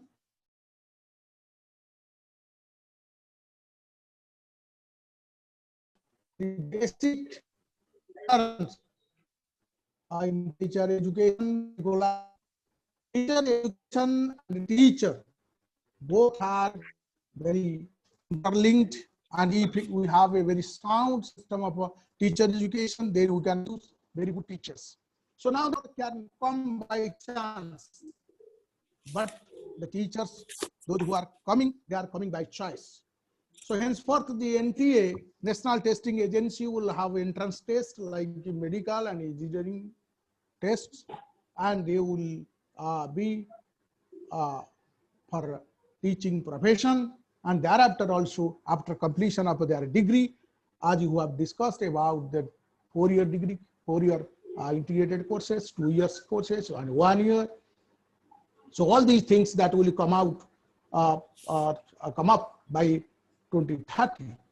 So that will also teacher eligibility test. Thereafter, the different organizations, the central government and the state government, they are holding their examinations for recruitment of teachers. So teachers, the bunch of teachers we are going to have after implementation of NEP 2020 are obviously the quality teachers space that the newcomers, new generation are coming up with a very with a sound knowledge in software technology and with the digital technology. And sir, we are really thankful that you have highlighted basic points, and with the institutions we are offering teacher education, and particularly we must be prepared for multidisciplinary education, teacher education programs, because the standalone teacher education program will be no more in focus in the coming years, and only multidisciplinary approach will be the focus. Thank you very much, sir. Thank you for giving us the time, and please remain with us for question and answer session, sir. So now I will go to the next speaker, Dr. Prasanna Kumar Mahapatra.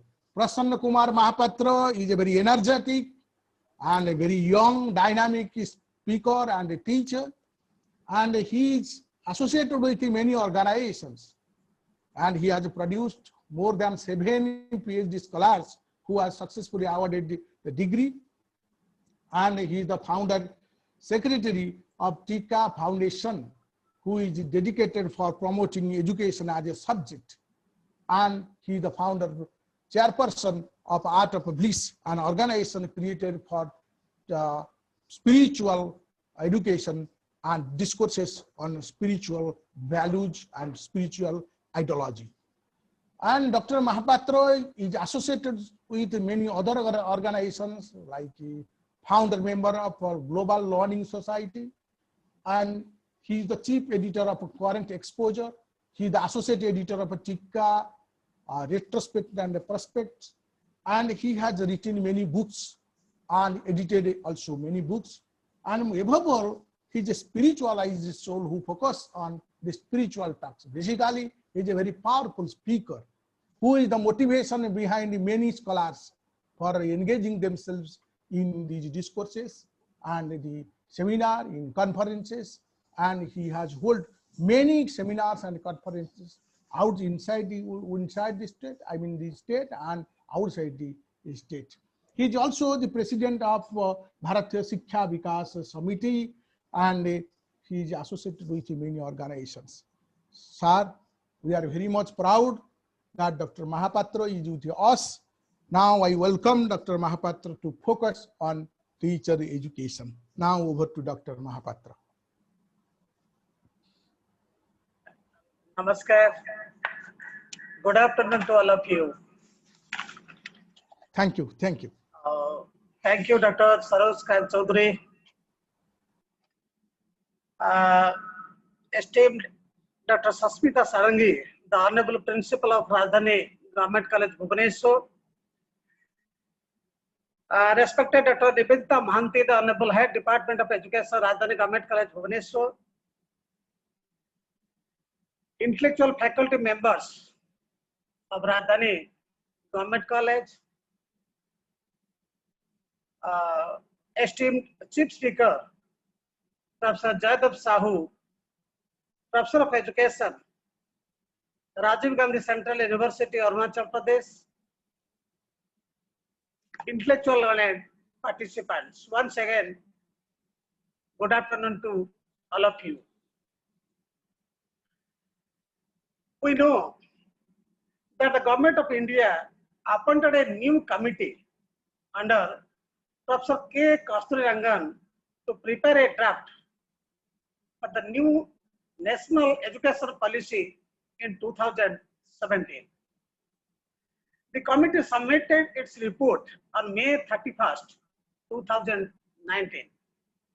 The same year, that is in 2019, the Minister of Human Resource Development released a draft new education policy, that is 2019, which was followed by a number of public consultations. It also talks about a revision of the curriculum and pedagogical structure from a 10+2 system to a 5+3+3+4 system, designed in an effort to optimize learning for student-based and cognitive development of children. The National Education Policy 2020 has been approved by the Union Cabinet chaired by our Honorable Prime Minister himself on 29th July 2020. The NEP 2020 is the first education policy of the 21st century.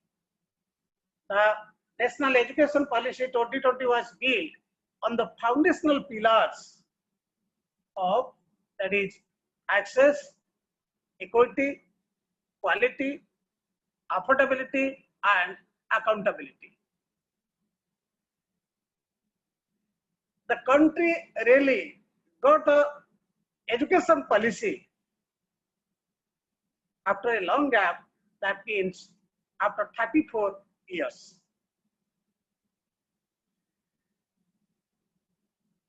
We know that is 5 plus 3 plus 3 plus 4. There is a curricular and pedagogical structure based on cognitive and socio-emotional development stages of children has been proposed. A foundational stage, that means age 3 to 8 years, 3 years of pre-primary plus grade 1 and 2. Preparatory stage, that means 8 to 11 years, grades 3 to 5. Middle stage, 11 to 14 years, that is grade 6 to 8. And secondary stage, 14 to 18 years, that means grade 9 to 12. It also seeks to ensure foundational literacy and numeracy in a mission mode, and a host of curricular changes and reduced content load in school education curriculum, as well assessment reforms for holistic development of students. There will be no hard separation between arts and sciences, between curricular and extracurricular activities, between vocational and academic streams, etc. NEP 20 promotes active pedagogy development of core capacities and like skills, including 21st century skills, experimental learning at all stages, low-stake board examinations, holistic progress card, transformation in assessment to promote critical and higher order thinking among students, mainstreaming of vocational education and reforms in teacher education. National education policy also puts focus on empowerment of teachers and improving their recruitment, service conditions, transfer policy, and career progression opportunities at all levels. The national professional standards for teachers will specify norms and standards for different levels of teachers. The recommendations are also made for using unutilized capacity of school infrastructure to promote social, intellectual, and volunteer activities for the community, and to promote social cohesion during non-teaching schooling hours, and schools to be used as a Samajik Chetana Kendra, that is a NEP, that is a social consciousness center. So NEP 2020 recommends mother tongue, home language, local language as medium of instruction at least till grade 5 and at later stages, wherever possible. Policy envisages separation of regulatory, administrative, and policy-making functions to eliminate conflicts of interest and setting up of a state school standards authority. There is also a greater emphasis on technology to improve multiple aspects of education, including learning, assessment, planning, and administration. Our National Education Policy 2020 will show says for starting a new era, said by Honorable Prime Minister Sri Narendra Modi. You see, Honorable Prime Minister Narendra Modi said the changes to the National Education Policy will give direction to 21st century India and urge all stakeholders to come together for its implementation. The Prime Minister was addressing students at a conclave and spoke about the education policy approved by the Union Cabinet in July. This is the foundation of the future of India, Prime Minister Shri Narendra Modi said by a video conference. This is the moment which is planting the seeds of a new era. The new education policy will give a direction to 21st century India. It needs to be implemented effectively across the country, and we need to do it together. Professor Dr. K. Kasturirangan, the Honorable Chairman of the National Education Policy 2020. The policy is an end-to-end roadmap for the country, flexible and integrated with a singular focus on quality education, quality educational institutions, curriculum and pedagogy, and teachers who are empowered with training and support. Empowerment. What is empowerment?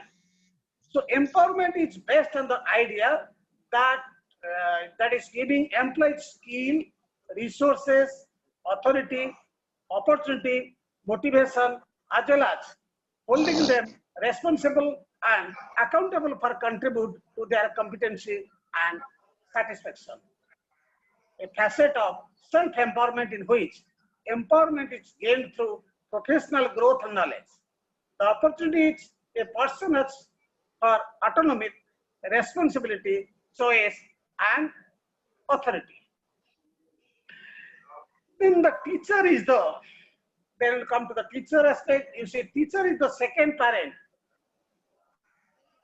who thinks good for our future, and teacher is the only person who helps us to make decision then the right for us. Teachers are ocean of knowledge. A teacher is he who imparts knowledge to students and makes learning fun and interesting. A good teacher goes the extra mile when students are having personal problems. The teachers, they must be sound from IQ points of view, EQ, AQ, SQ, PQ points of. That means IQ, the teachers must be sound from intelligence point of view, emotional point of view, adversity question, that is adversity point of view. So many adverse situations may come in the life of the teachers.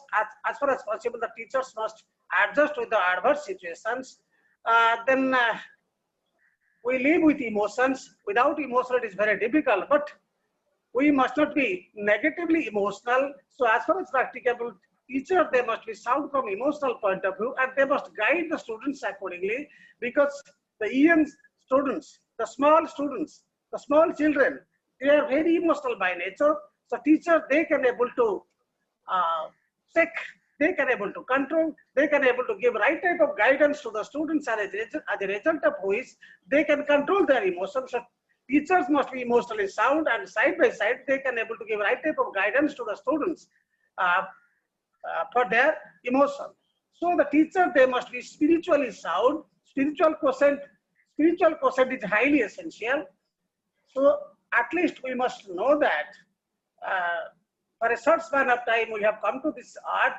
Some years back we were not in this earth. After some years we may not be in this earth. So for a short period, for a short duration, we are here in this earth.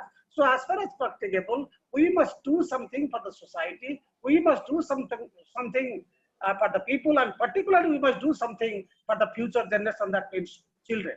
So that the teacher, they must be sound from spiritual point of view. They must know the reality, and they must realize the ultimate truth that will support them to give right type of guidance to the children.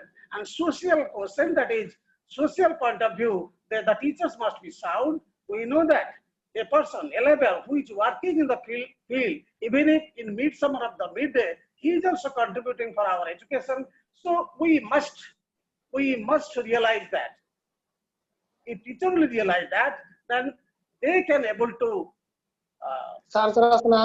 say to the students.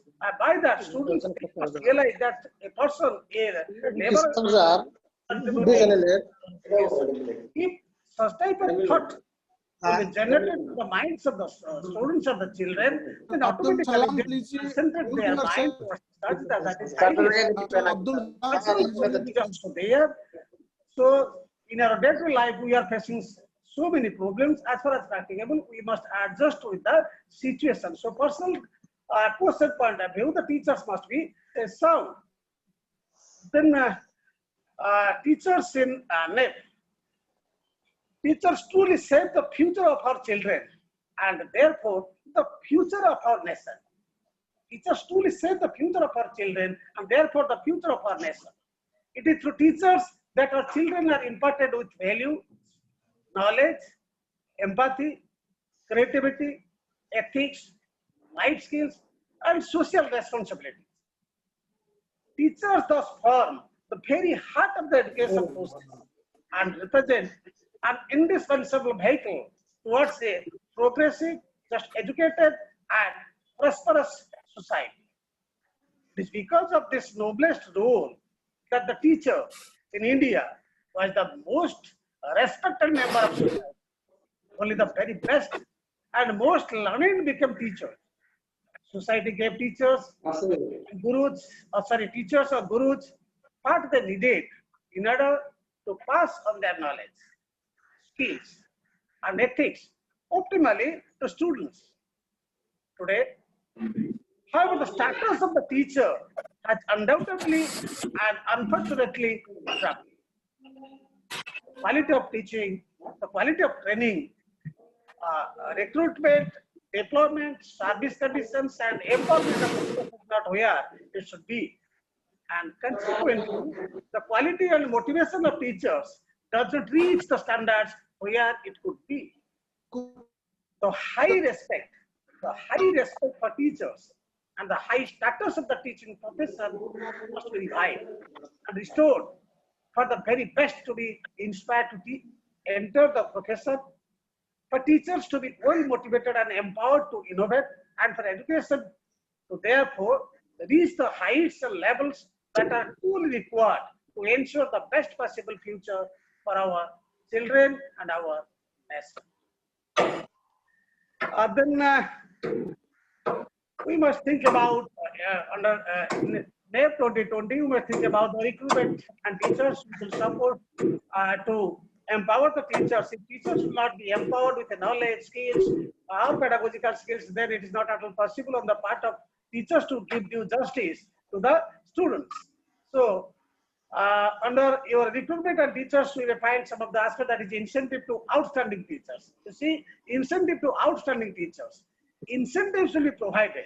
If incentives will be provided for outstanding teachers to take teaching jobs in rural areas, especially in areas that are currently facing the greatest teacher shortages and the greatest needs for outstanding teachers.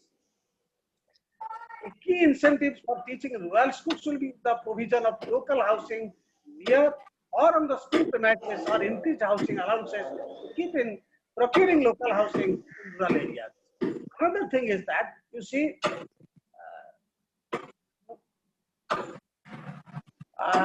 so those are good teachers, those are outstanding teachers. So from government side, incentives must be 1 minute. provided Nandakumar to that Prishti. teacher. Nandakumar Halting Prishti. of excess teacher transfer. Halting of excess teacher transfer. You see, the harmful practice of excessive teacher transfer to be halted. Transfers will occur in very special circumstances. It is as per NEP 2020. That means for a promotion of outstanding teachers and administrators to leadership positions are suitably laid down in a structured manner by state or Union territories government. Then third point, that is strengthening of that is teacher eligibility test. Strengthening of teacher eligibility test.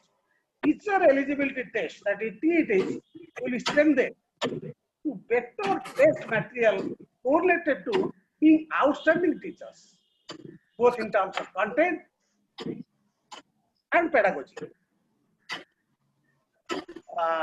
Then the teacher TET, that is teacher eligibility test, will also be extended to cover teachers across all stages. That means foundational stage, preparatory, middle, and secondary of school education. For subject teachers, suitable TET or NTA, that is National Testing Agency, test scores in the corresponding subjects will also be taken into account for recruitment.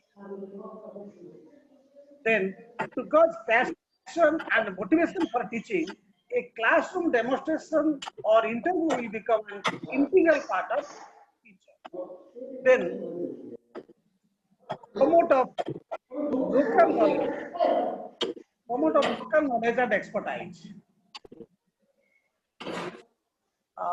Then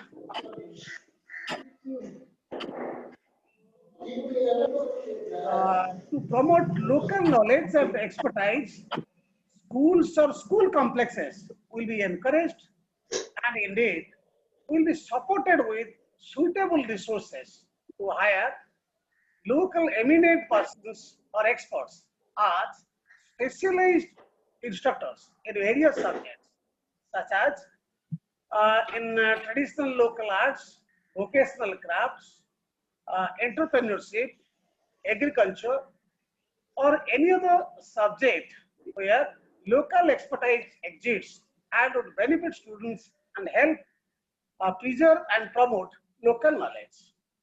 Then comprehensive teacher recruitment planning exercise. That is, a comprehensive teacher recruitment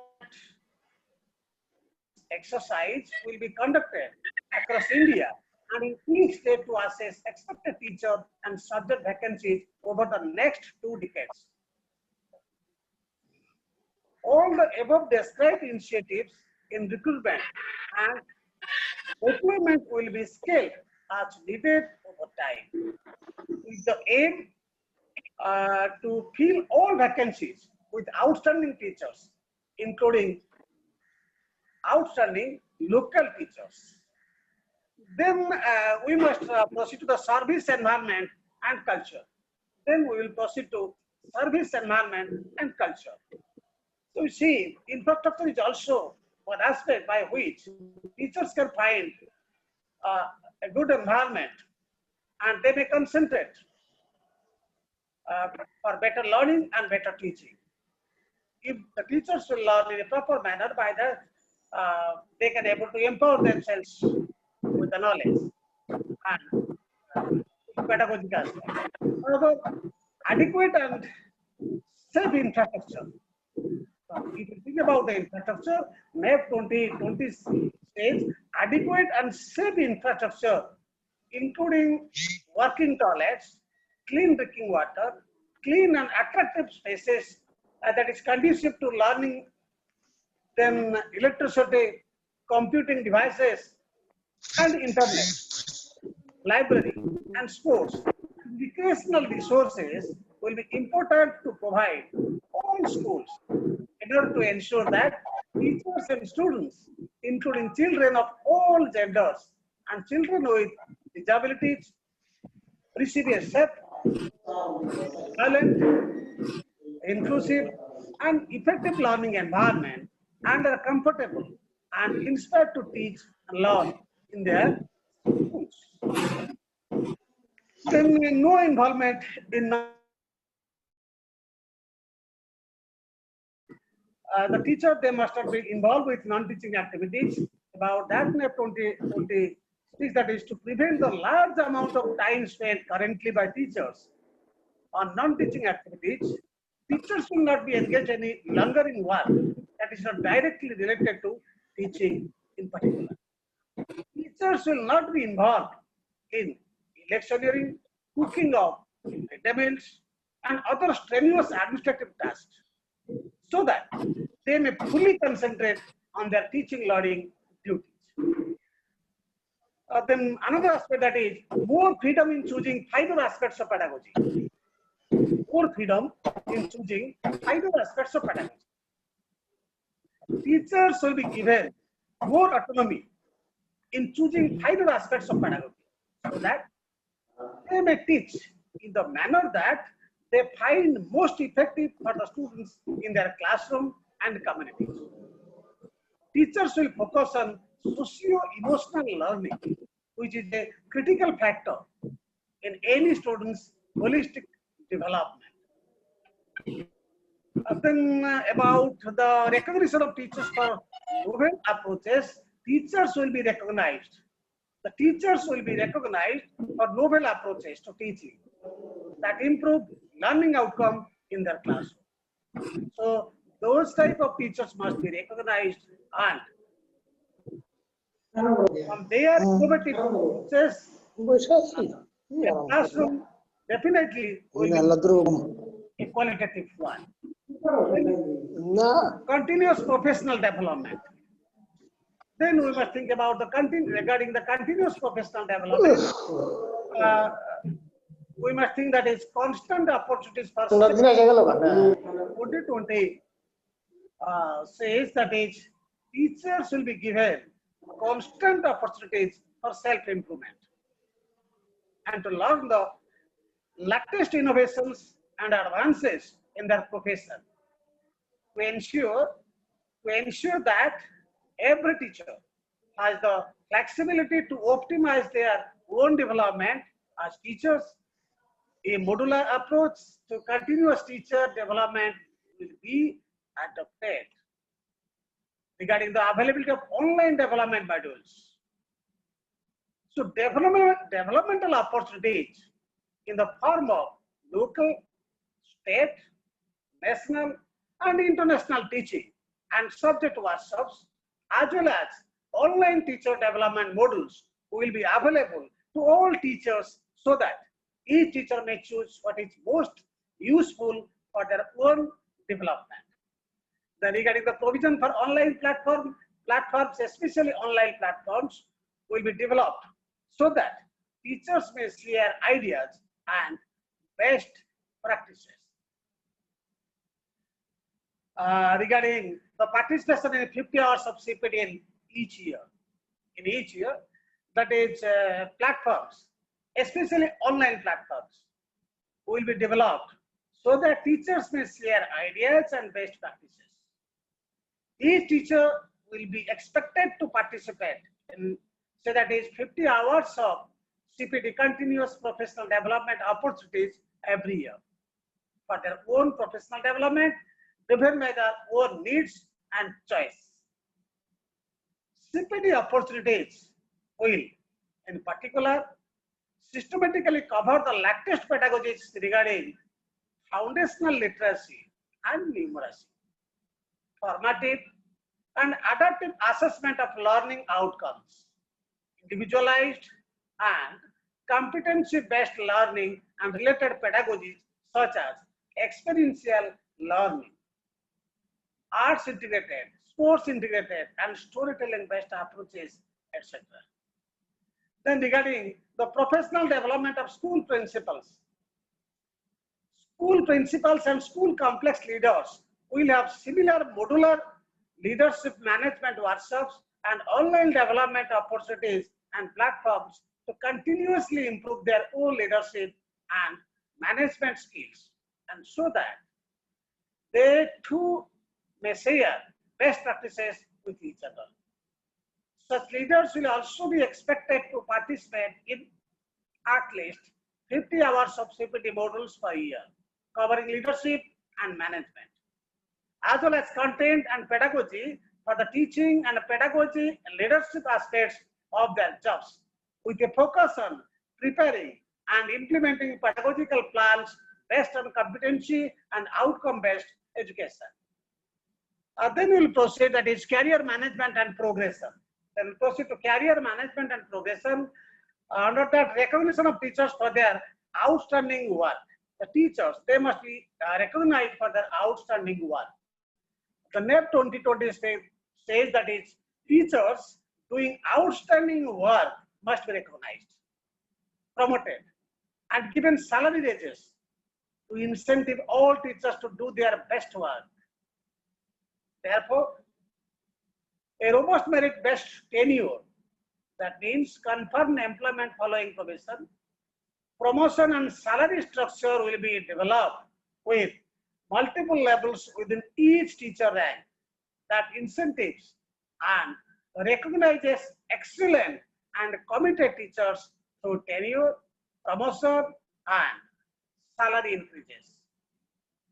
A system of multiple parameters for proper assessment of performance will be developed for the same by the state, union territory government based on peer reviews, attendance, commitment, hours of CPD, and other forms of service to the school and the community, etc. Such merit-based assessment could be used to determine tenure decisions and the rate of promotions and salary increases for each teacher. Regarding the vertical mobility of teachers,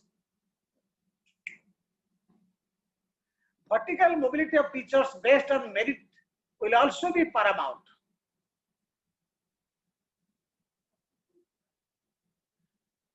Outstanding teachers with demonstrated leadership and management skills would be trained over time to take on academic leadership positions in schools, school complexes, and BSc, CRCs, BITs, DITs, as well as relevant government departments and ministries.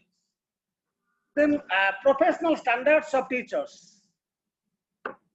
Professional standards of teachers. Regarding the professional standards of teachers, so development of NPST by 2022. NPST, that is National Professional Standards for Teachers. National Professional Standards for Teachers, that is NPST. So a common guiding set of that is National Professional Standards for Teachers, NPST, will be developed by 2022 by the National Council for Teacher Education in consultation with NCERT and coordinated by the NCERT, SCERT, the teachers from across levels and regions, experts organizations in teacher preparation and development, and higher educational institutions. Regarding the promotions and salary, promotions and salary increases will not occur based on the length of tenure or seniority, but only on the basis of such appraisal. The professional standards will be reviewed and revised nationally in 2030, and thereafter every 10 years on the basis of rigorous empirical analysis of the efficacy of the system. Then teacher audit or performance appraisal.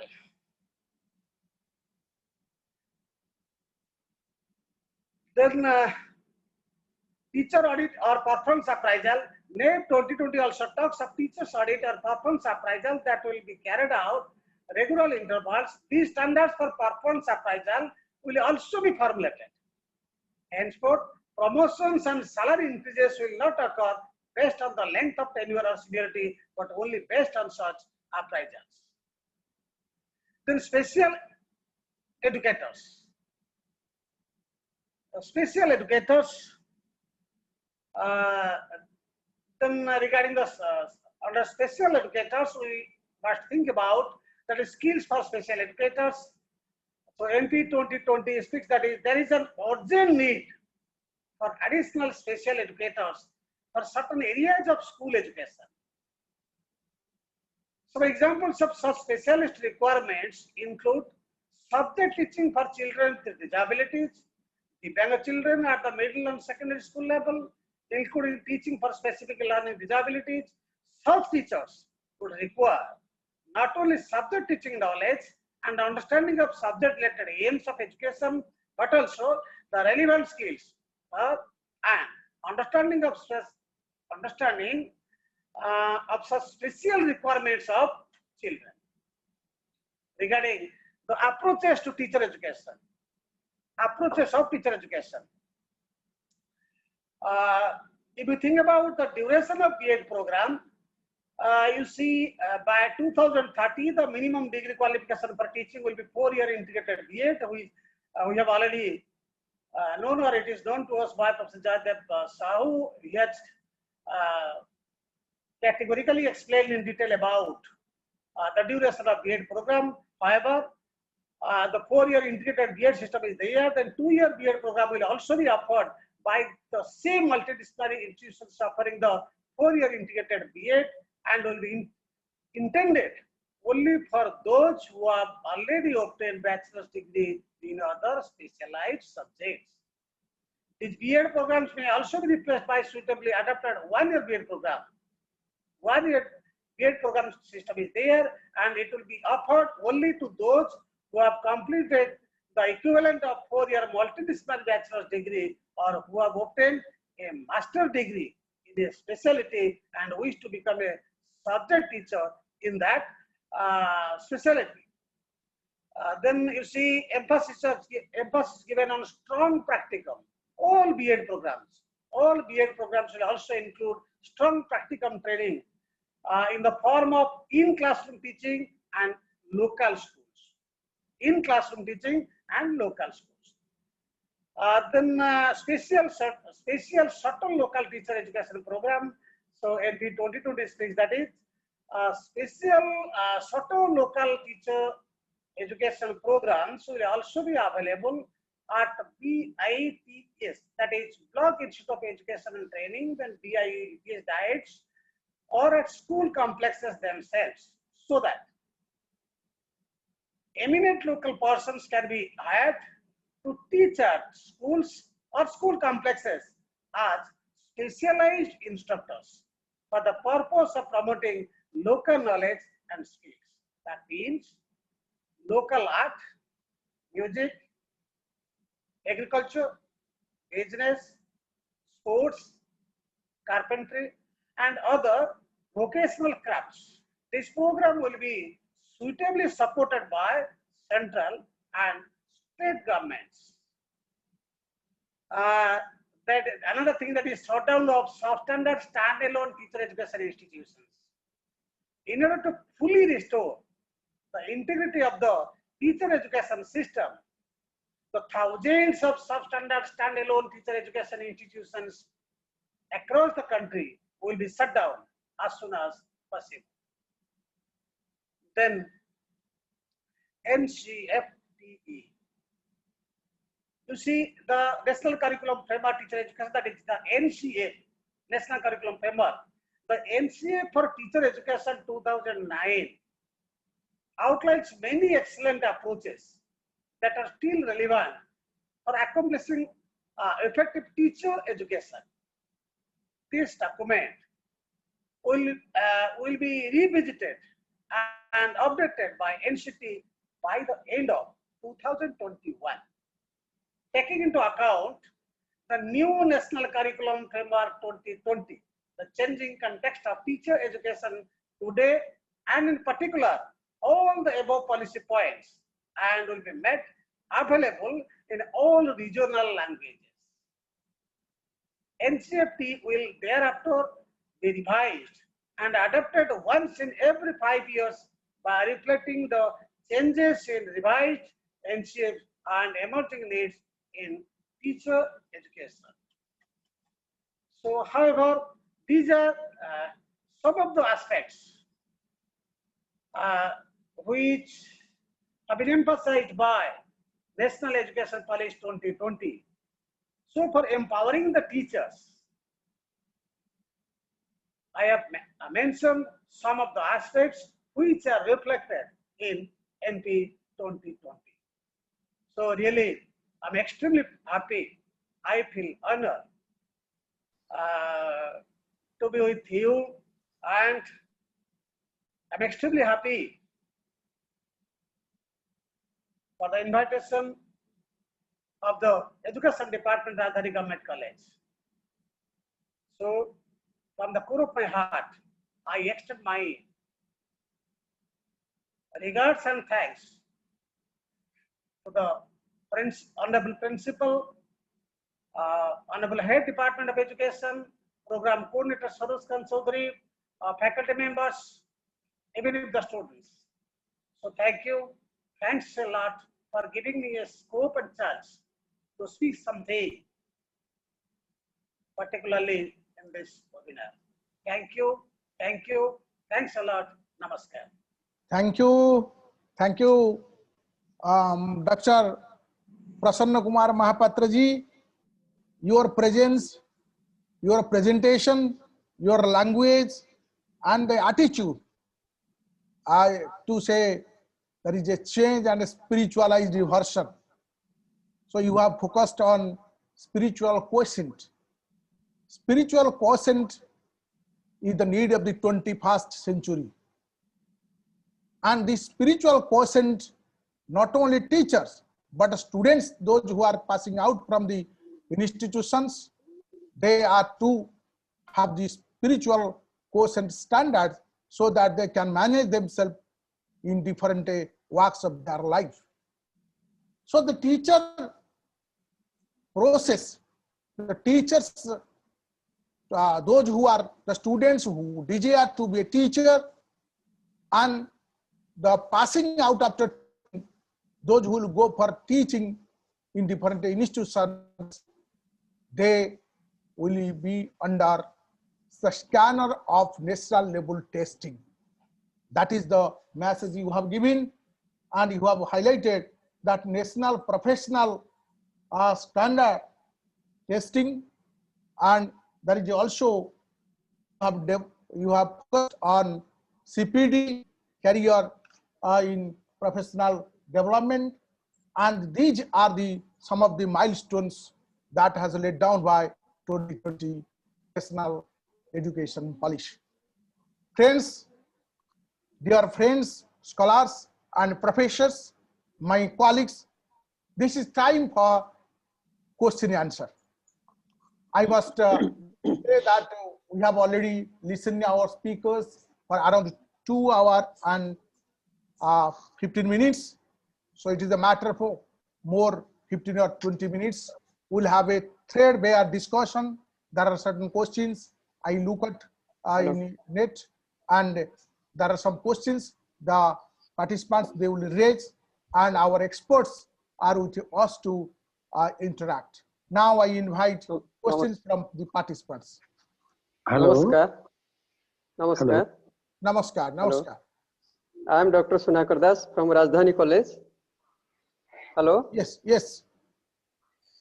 Am I audible to? Yes. Yes. Please ask your question.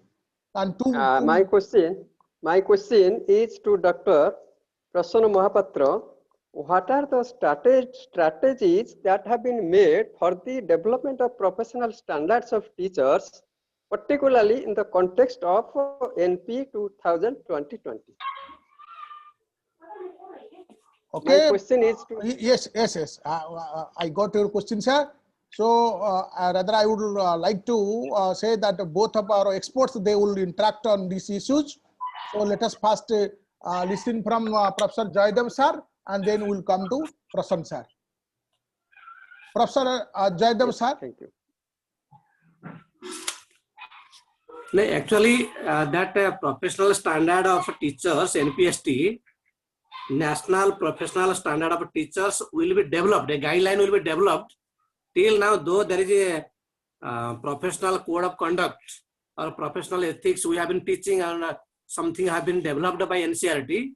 But as per the NP 2020, exact specification has not been given till now, but it has been directed. NCERT will develop that National Professional Standards of Teachers by 2022.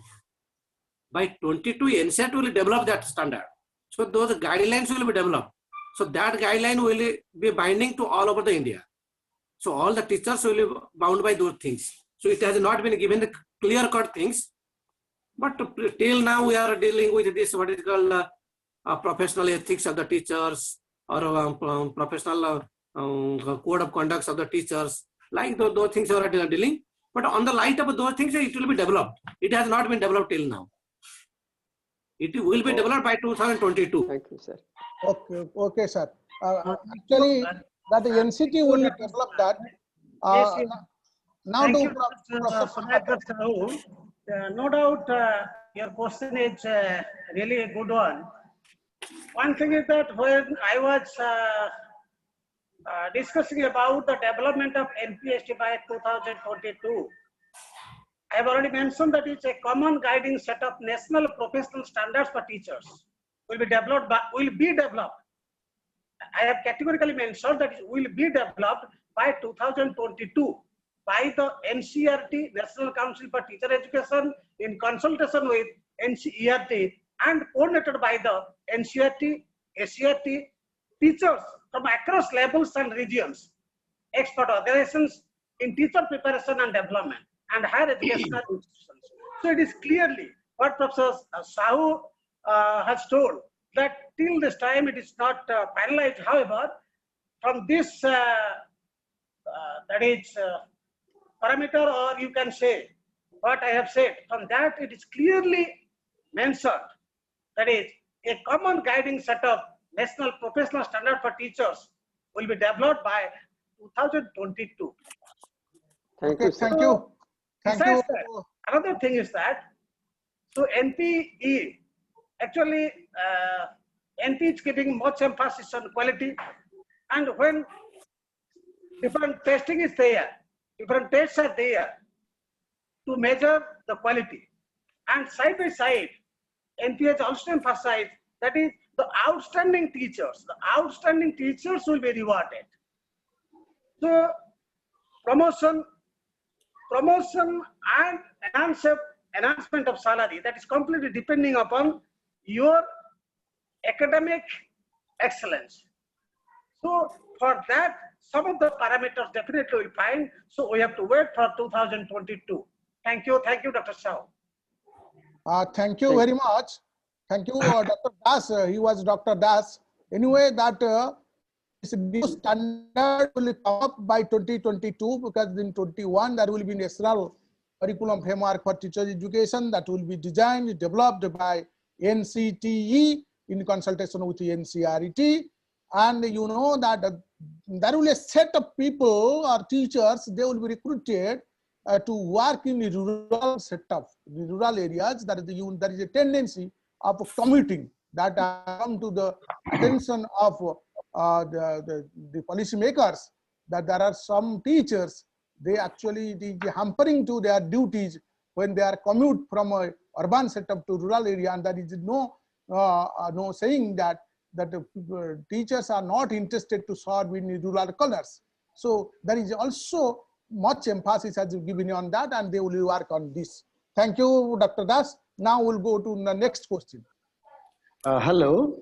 Hello. Yes, yes. Okay. Good afternoon, everyone. Really, I'm really thankful to everyone, both the research persons who have highlighted on teacher education according to NEP 2020. Jaydev sir has highlighted on all the aspects of teacher education as well as school education, and related school education with the teacher education. I'm really thankful to Jaydev sir, and side by side also I am also thankful to Prasanna sir also, that who has highlighted upon that aspects of empowering the teachers. Thank you very much, both the resource persons.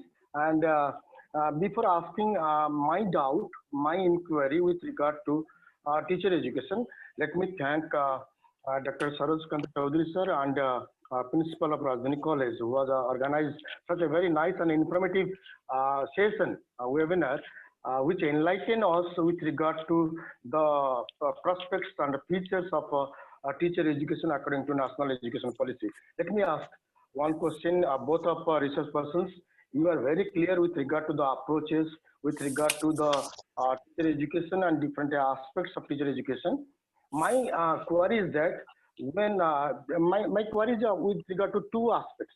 One is that in what extent this teacher education program as proposed by national education policy will help our forthcoming teachers, pupil teachers, to compete in the international level. We are talking about the national level, right? Number one. Number two is that Jaydev sir was talking about that post BA. Sir, when we categorize the levels of the school education, and right now we are having a system that which provide the teachers for different levels of school education. But would you think that it is appropriate that with a multidisciplinary education with BEd, and that person will work for this elementary level, say foundation course or the middle course. Sir, I don't think that some such of parameters should be there so that with regard to employment, that will be feasible. So thank you very much to both the resource persons. Please.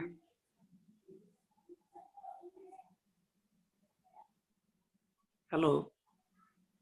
Yes, sir. Jaydev, Yes. sir, please. So actually that is a continuous professional development of the teachers. So under that continuous professional development of the teachers, it is envisaged that every teacher will go for some sort of programs. Not only B.Ed is sufficient for the recruitment, but after being recruited, when they are under teacher, so they will go for some other programs also for professional development and for their career development. So to move from one level to another level, as well as also for updating themselves. So every year they will go for some sort of workshop or some module. And as far as you are saying that whether they will be equivalent to the international standard, actually, if you will see this model almost in many cases has been adapted from American model. So that is already setting that standard. Even if our graduates, simple, those are graduates, they will be also equivalent to other international levels. So likewise our teachers also. That's why it is being emphasized that it will be integrated teacher education program with again multiple that we say different post training programs. So that's why it will be equivalent with international level standards. So policy highlights many things, but we have to wait, we have to see how far it is really being implemented, because question is that large number of private colleges are there, particularly teacher training colleges, private. And you see even if in our Odisha also, this year, NCT has stopped taking admission even if in our government colleges due to lack of proper faculty and some other programs also. So the thing that policy says very good things, but when it comes to the implementation level, how far we are implementing. And I have seen also, and you all of you are aware also that almost the private B.Ed colleges, almost, I think more than 80% colleges, they are just, even if Supreme Court judgment is there, that more than 80% colleges, they are just selling the degrees till now, because they are having some different backgrounds, maybe MLA, maybe MP, maybe other highly influential persons. So they are running just like a business hub. So in that condition, how far this integrated B.Ed program will be successful, whether it will be really be implemented in spirit and letters or not, that we have to see. But as it is maybe our RI, Bhubaneswar, or maybe some different universities, if they will just develop properly, then it will be successful and it will be of international standard, just like other courses. So that will be there. But only thing, how far we are going to implement it. Even if in Odisha, different autonomous colleges, they are going for this B.Ed program or teacher education programs. But whether all the required faculties are there or not, whether it is being conducted properly or not, that we have to see. And if we are not being able to provide, then how can we expect the proper results? So that's why it needs policy envisages very good things, but everything needs on our implementation. Sorry to disturb you, sir. Sir, actually, when we are emphasizing upon the globalization, everything should come because we want to compete in the international level, not merely in the national level. Yes, that is there. So my question is that simply my question is very simple, sir. Whether this 2020 teacher education program, whether it is far with it to compete, help the students to compete in the international level. It envisages that thing. That's why 4-year integrated program is being emphasized. This even higher education structure is being changed. So in comparison to, because it is just almost in that standard, it envisages. but think that how that two students are coming, whether qualitative students are coming or not, how far it is being implemented, it depends upon everything. So even if our education persons are now serving also in our Western countries, studying only our in Indian situation, so that's why it is not like that. So it will be competent.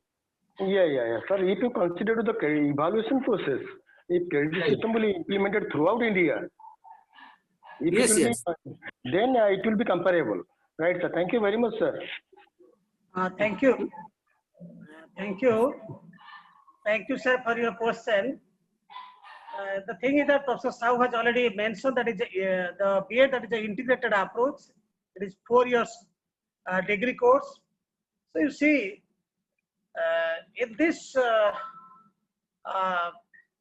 that is policy, emphasis is given on content aspect. When the student is taking admission in B.Ed course, that means he is sound from content point of view, and side by side he is also sound, or he will be sound from pedagogic aspect, or pedagogical skills definitely will be developed. And when quality point of view, the teachers will be sound. Then another aspect perhaps I have already mentioned in my presentation, which has been emphasized by NEP 2020, that the teachers audit or performance appraisal. That means NEP 2020 also talks of teacher audit or performance appraisal that will be carried out regular intervals. These standards for performance appraisal will also be formulated. Yes. NP 2020 says, henceforth that is promotions and salary increases will not occur based on the length of tenure or seniority, but only based on such appraisal. It indicates that definitely will find quality, and the teachers, they can be able to compete in the global market, because it's an age of competition. We have to compete. If we may not able to compete with others, then we may not able to sustain in the global market. So the policy thinking from the international point of view, not only from national point of view or the state level point of view. So it is thinking from international point of view. Thank you, sir. Thank Sir, you. Thank you very much. Anybody else? One question more we can take up, please. Thank you. Anybody?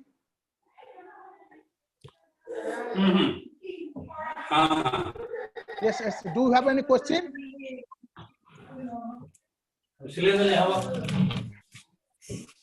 Okay. Now, thank you very much.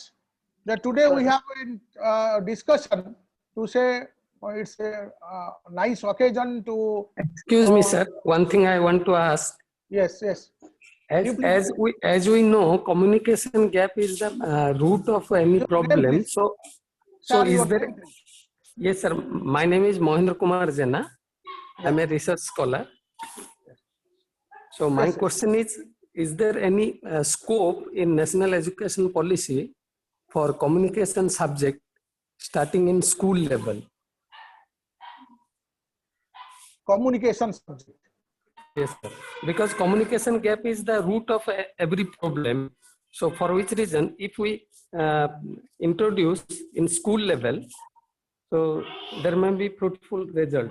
For which reason I am asking whether any scope to introduce communication as a subject in school level in the national education policy. Thank you. Yes. Thank you for your question. No doubt, communication is a problem. But one thing is that why we are communicating? Just to share our thought, knowledge, and ideas before others. So you see, those who are working in the tribal areas or rural areas, we may find that is their language is something different, for which that is NEP 2020 as emphasized to promote of local knowledge and that is expertise. So for that, what is happening? You see, it's reflected in NEP 2020 to promote local knowledge and language that is an expertise. Schools or school complexes will be encouraged and indeed will be supported with suitable resources to hire local eminent persons or experts as specialized instructors in various subjects. Another thing is that that is recruitment will be based on, in particularly in the school levels. keeping in mind the knowledge of the local language. If teacher is not sound from the local language where he will be recruited, where he will find the appointment or get appointment, then it is very difficult to teach there. That's why Dept has also emphasized on local language. So for that, language is not at all a problem for the students. Suppose you are teaching suppose you have got the appointment in tribal area. If you don't have the knowledge about the tribal language, then how you can able to teach there? So how you can able to communicate your thought, ideas, knowledge to those tribal students? That's why before recruitment, the authority will see the knowledge of your local language. If you are sound from local language point of view, then their appointment will be given. Otherwise, no. That's why emphasis is given on Dept regarding the local language. Thank you so much. Professor Jaydev sir. Professor Jaydev Yes. sir. Actually, because this policy emphasizes that communication will be the main target, because all the language will be developed. Not only that, even if after class 5, there are 3 languages formalized there also, that English language will be there. Not only that, even if foreign languages will also be taught in different levels, at different levels. So students, as per their choice, they can choose it. So that communication aspect is being taken up, because that is one of the basic life skill also. In this 21st century, that is one of the communication is one of the life skills. That is one of the teaching skills also. So that's why at school level, that is also being emphasized. That's why play-way method and activity method, that is being emphasized, that without workload, the practical aspect is being emphasized. So that's why communication aspect is being taken care of. Only thing, those who will be the teachers at maybe pre-primary level, that we see preparatory level or foundation level, how far they will translate it into action, that depends. So that's about a policy is clear cut about that, and there is provisions. Okay. Very good. Thank you very much for your. Thank you, sir. Thank you very Thank much. you. One request, sir. Sir, one request. Thank you very much. Sir, one request, Yes. sir. Jaydev sir, will you please provide us that slides, because so many slides you have skipped out. You know, those are very much informative, and if you could share the slides through Sarosh sir, then it will be very much helpful to the participants and those who need some other clarification. Thank you very much. Okay, no problem. Okay, sir. Okay, Thank you. Please share this slides. So after that, we will share it. Thank you very much. Thank you, participants. Thank you. So now, this is the concluding item is vote of thanks, formal vote of thanks. So today's discussion was a very nice to say. It was a very thorough discussion, and particularly your presentation and Dr. P.K. Mahapatra's presentation was very nice, and we are very much satisfied with.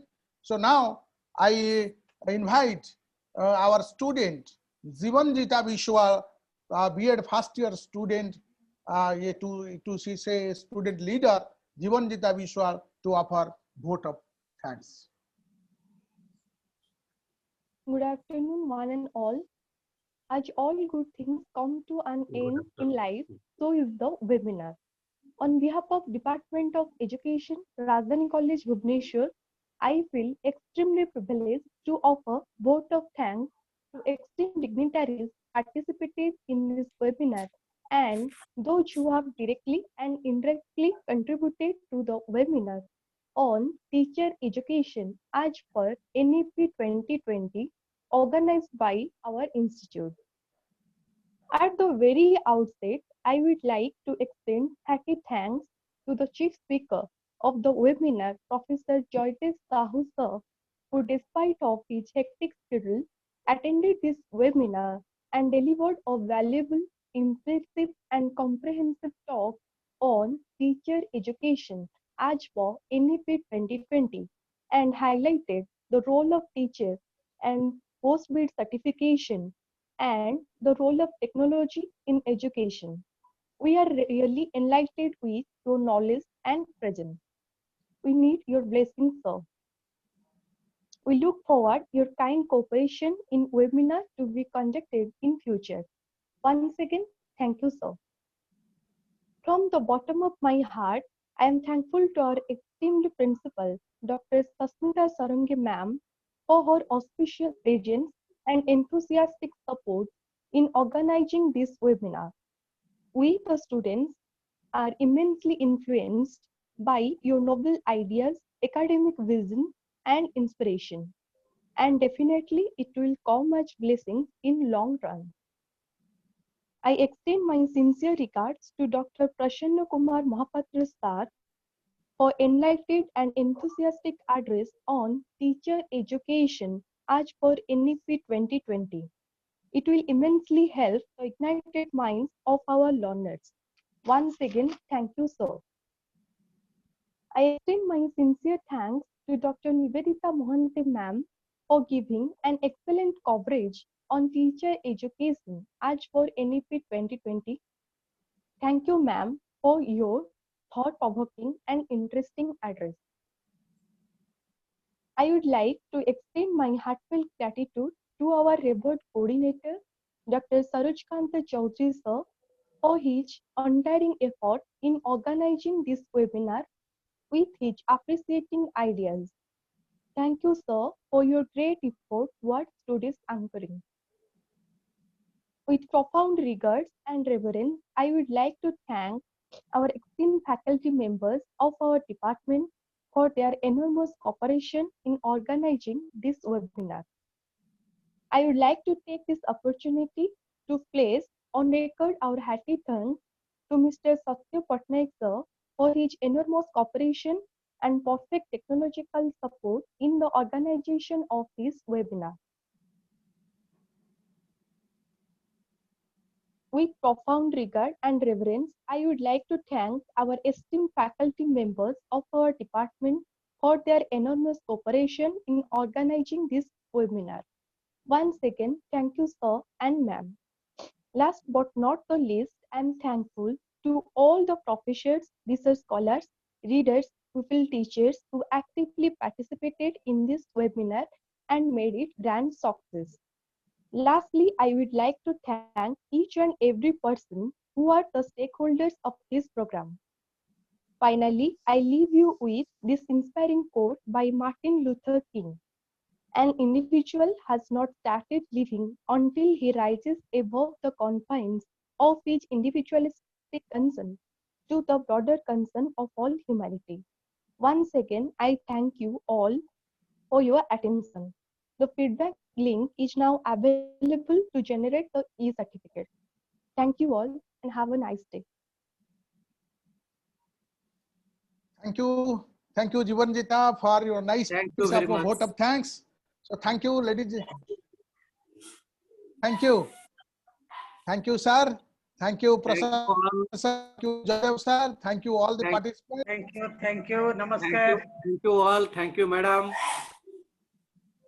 Thank you, madam. Very Thank much. you all. Thank you. Thank you, principal ma'am, HOD ma'am, Sarojabu, faculty members and students of the Actually, department. we look forward your cooperation in the future, sir. Jadhav, sir, I would like to invite you again. Okay. Okay. Thank you, all of you, all the participants. Thank you. Thank you very much. So thank you all. Thank you, principal madam, HOD also. Okay. Thank you, sir. Thank you, sir. Thank you. Okay, sir. Thank you, sir. Thank you very much. Please quit. Thank you. All are requested to quit the platform.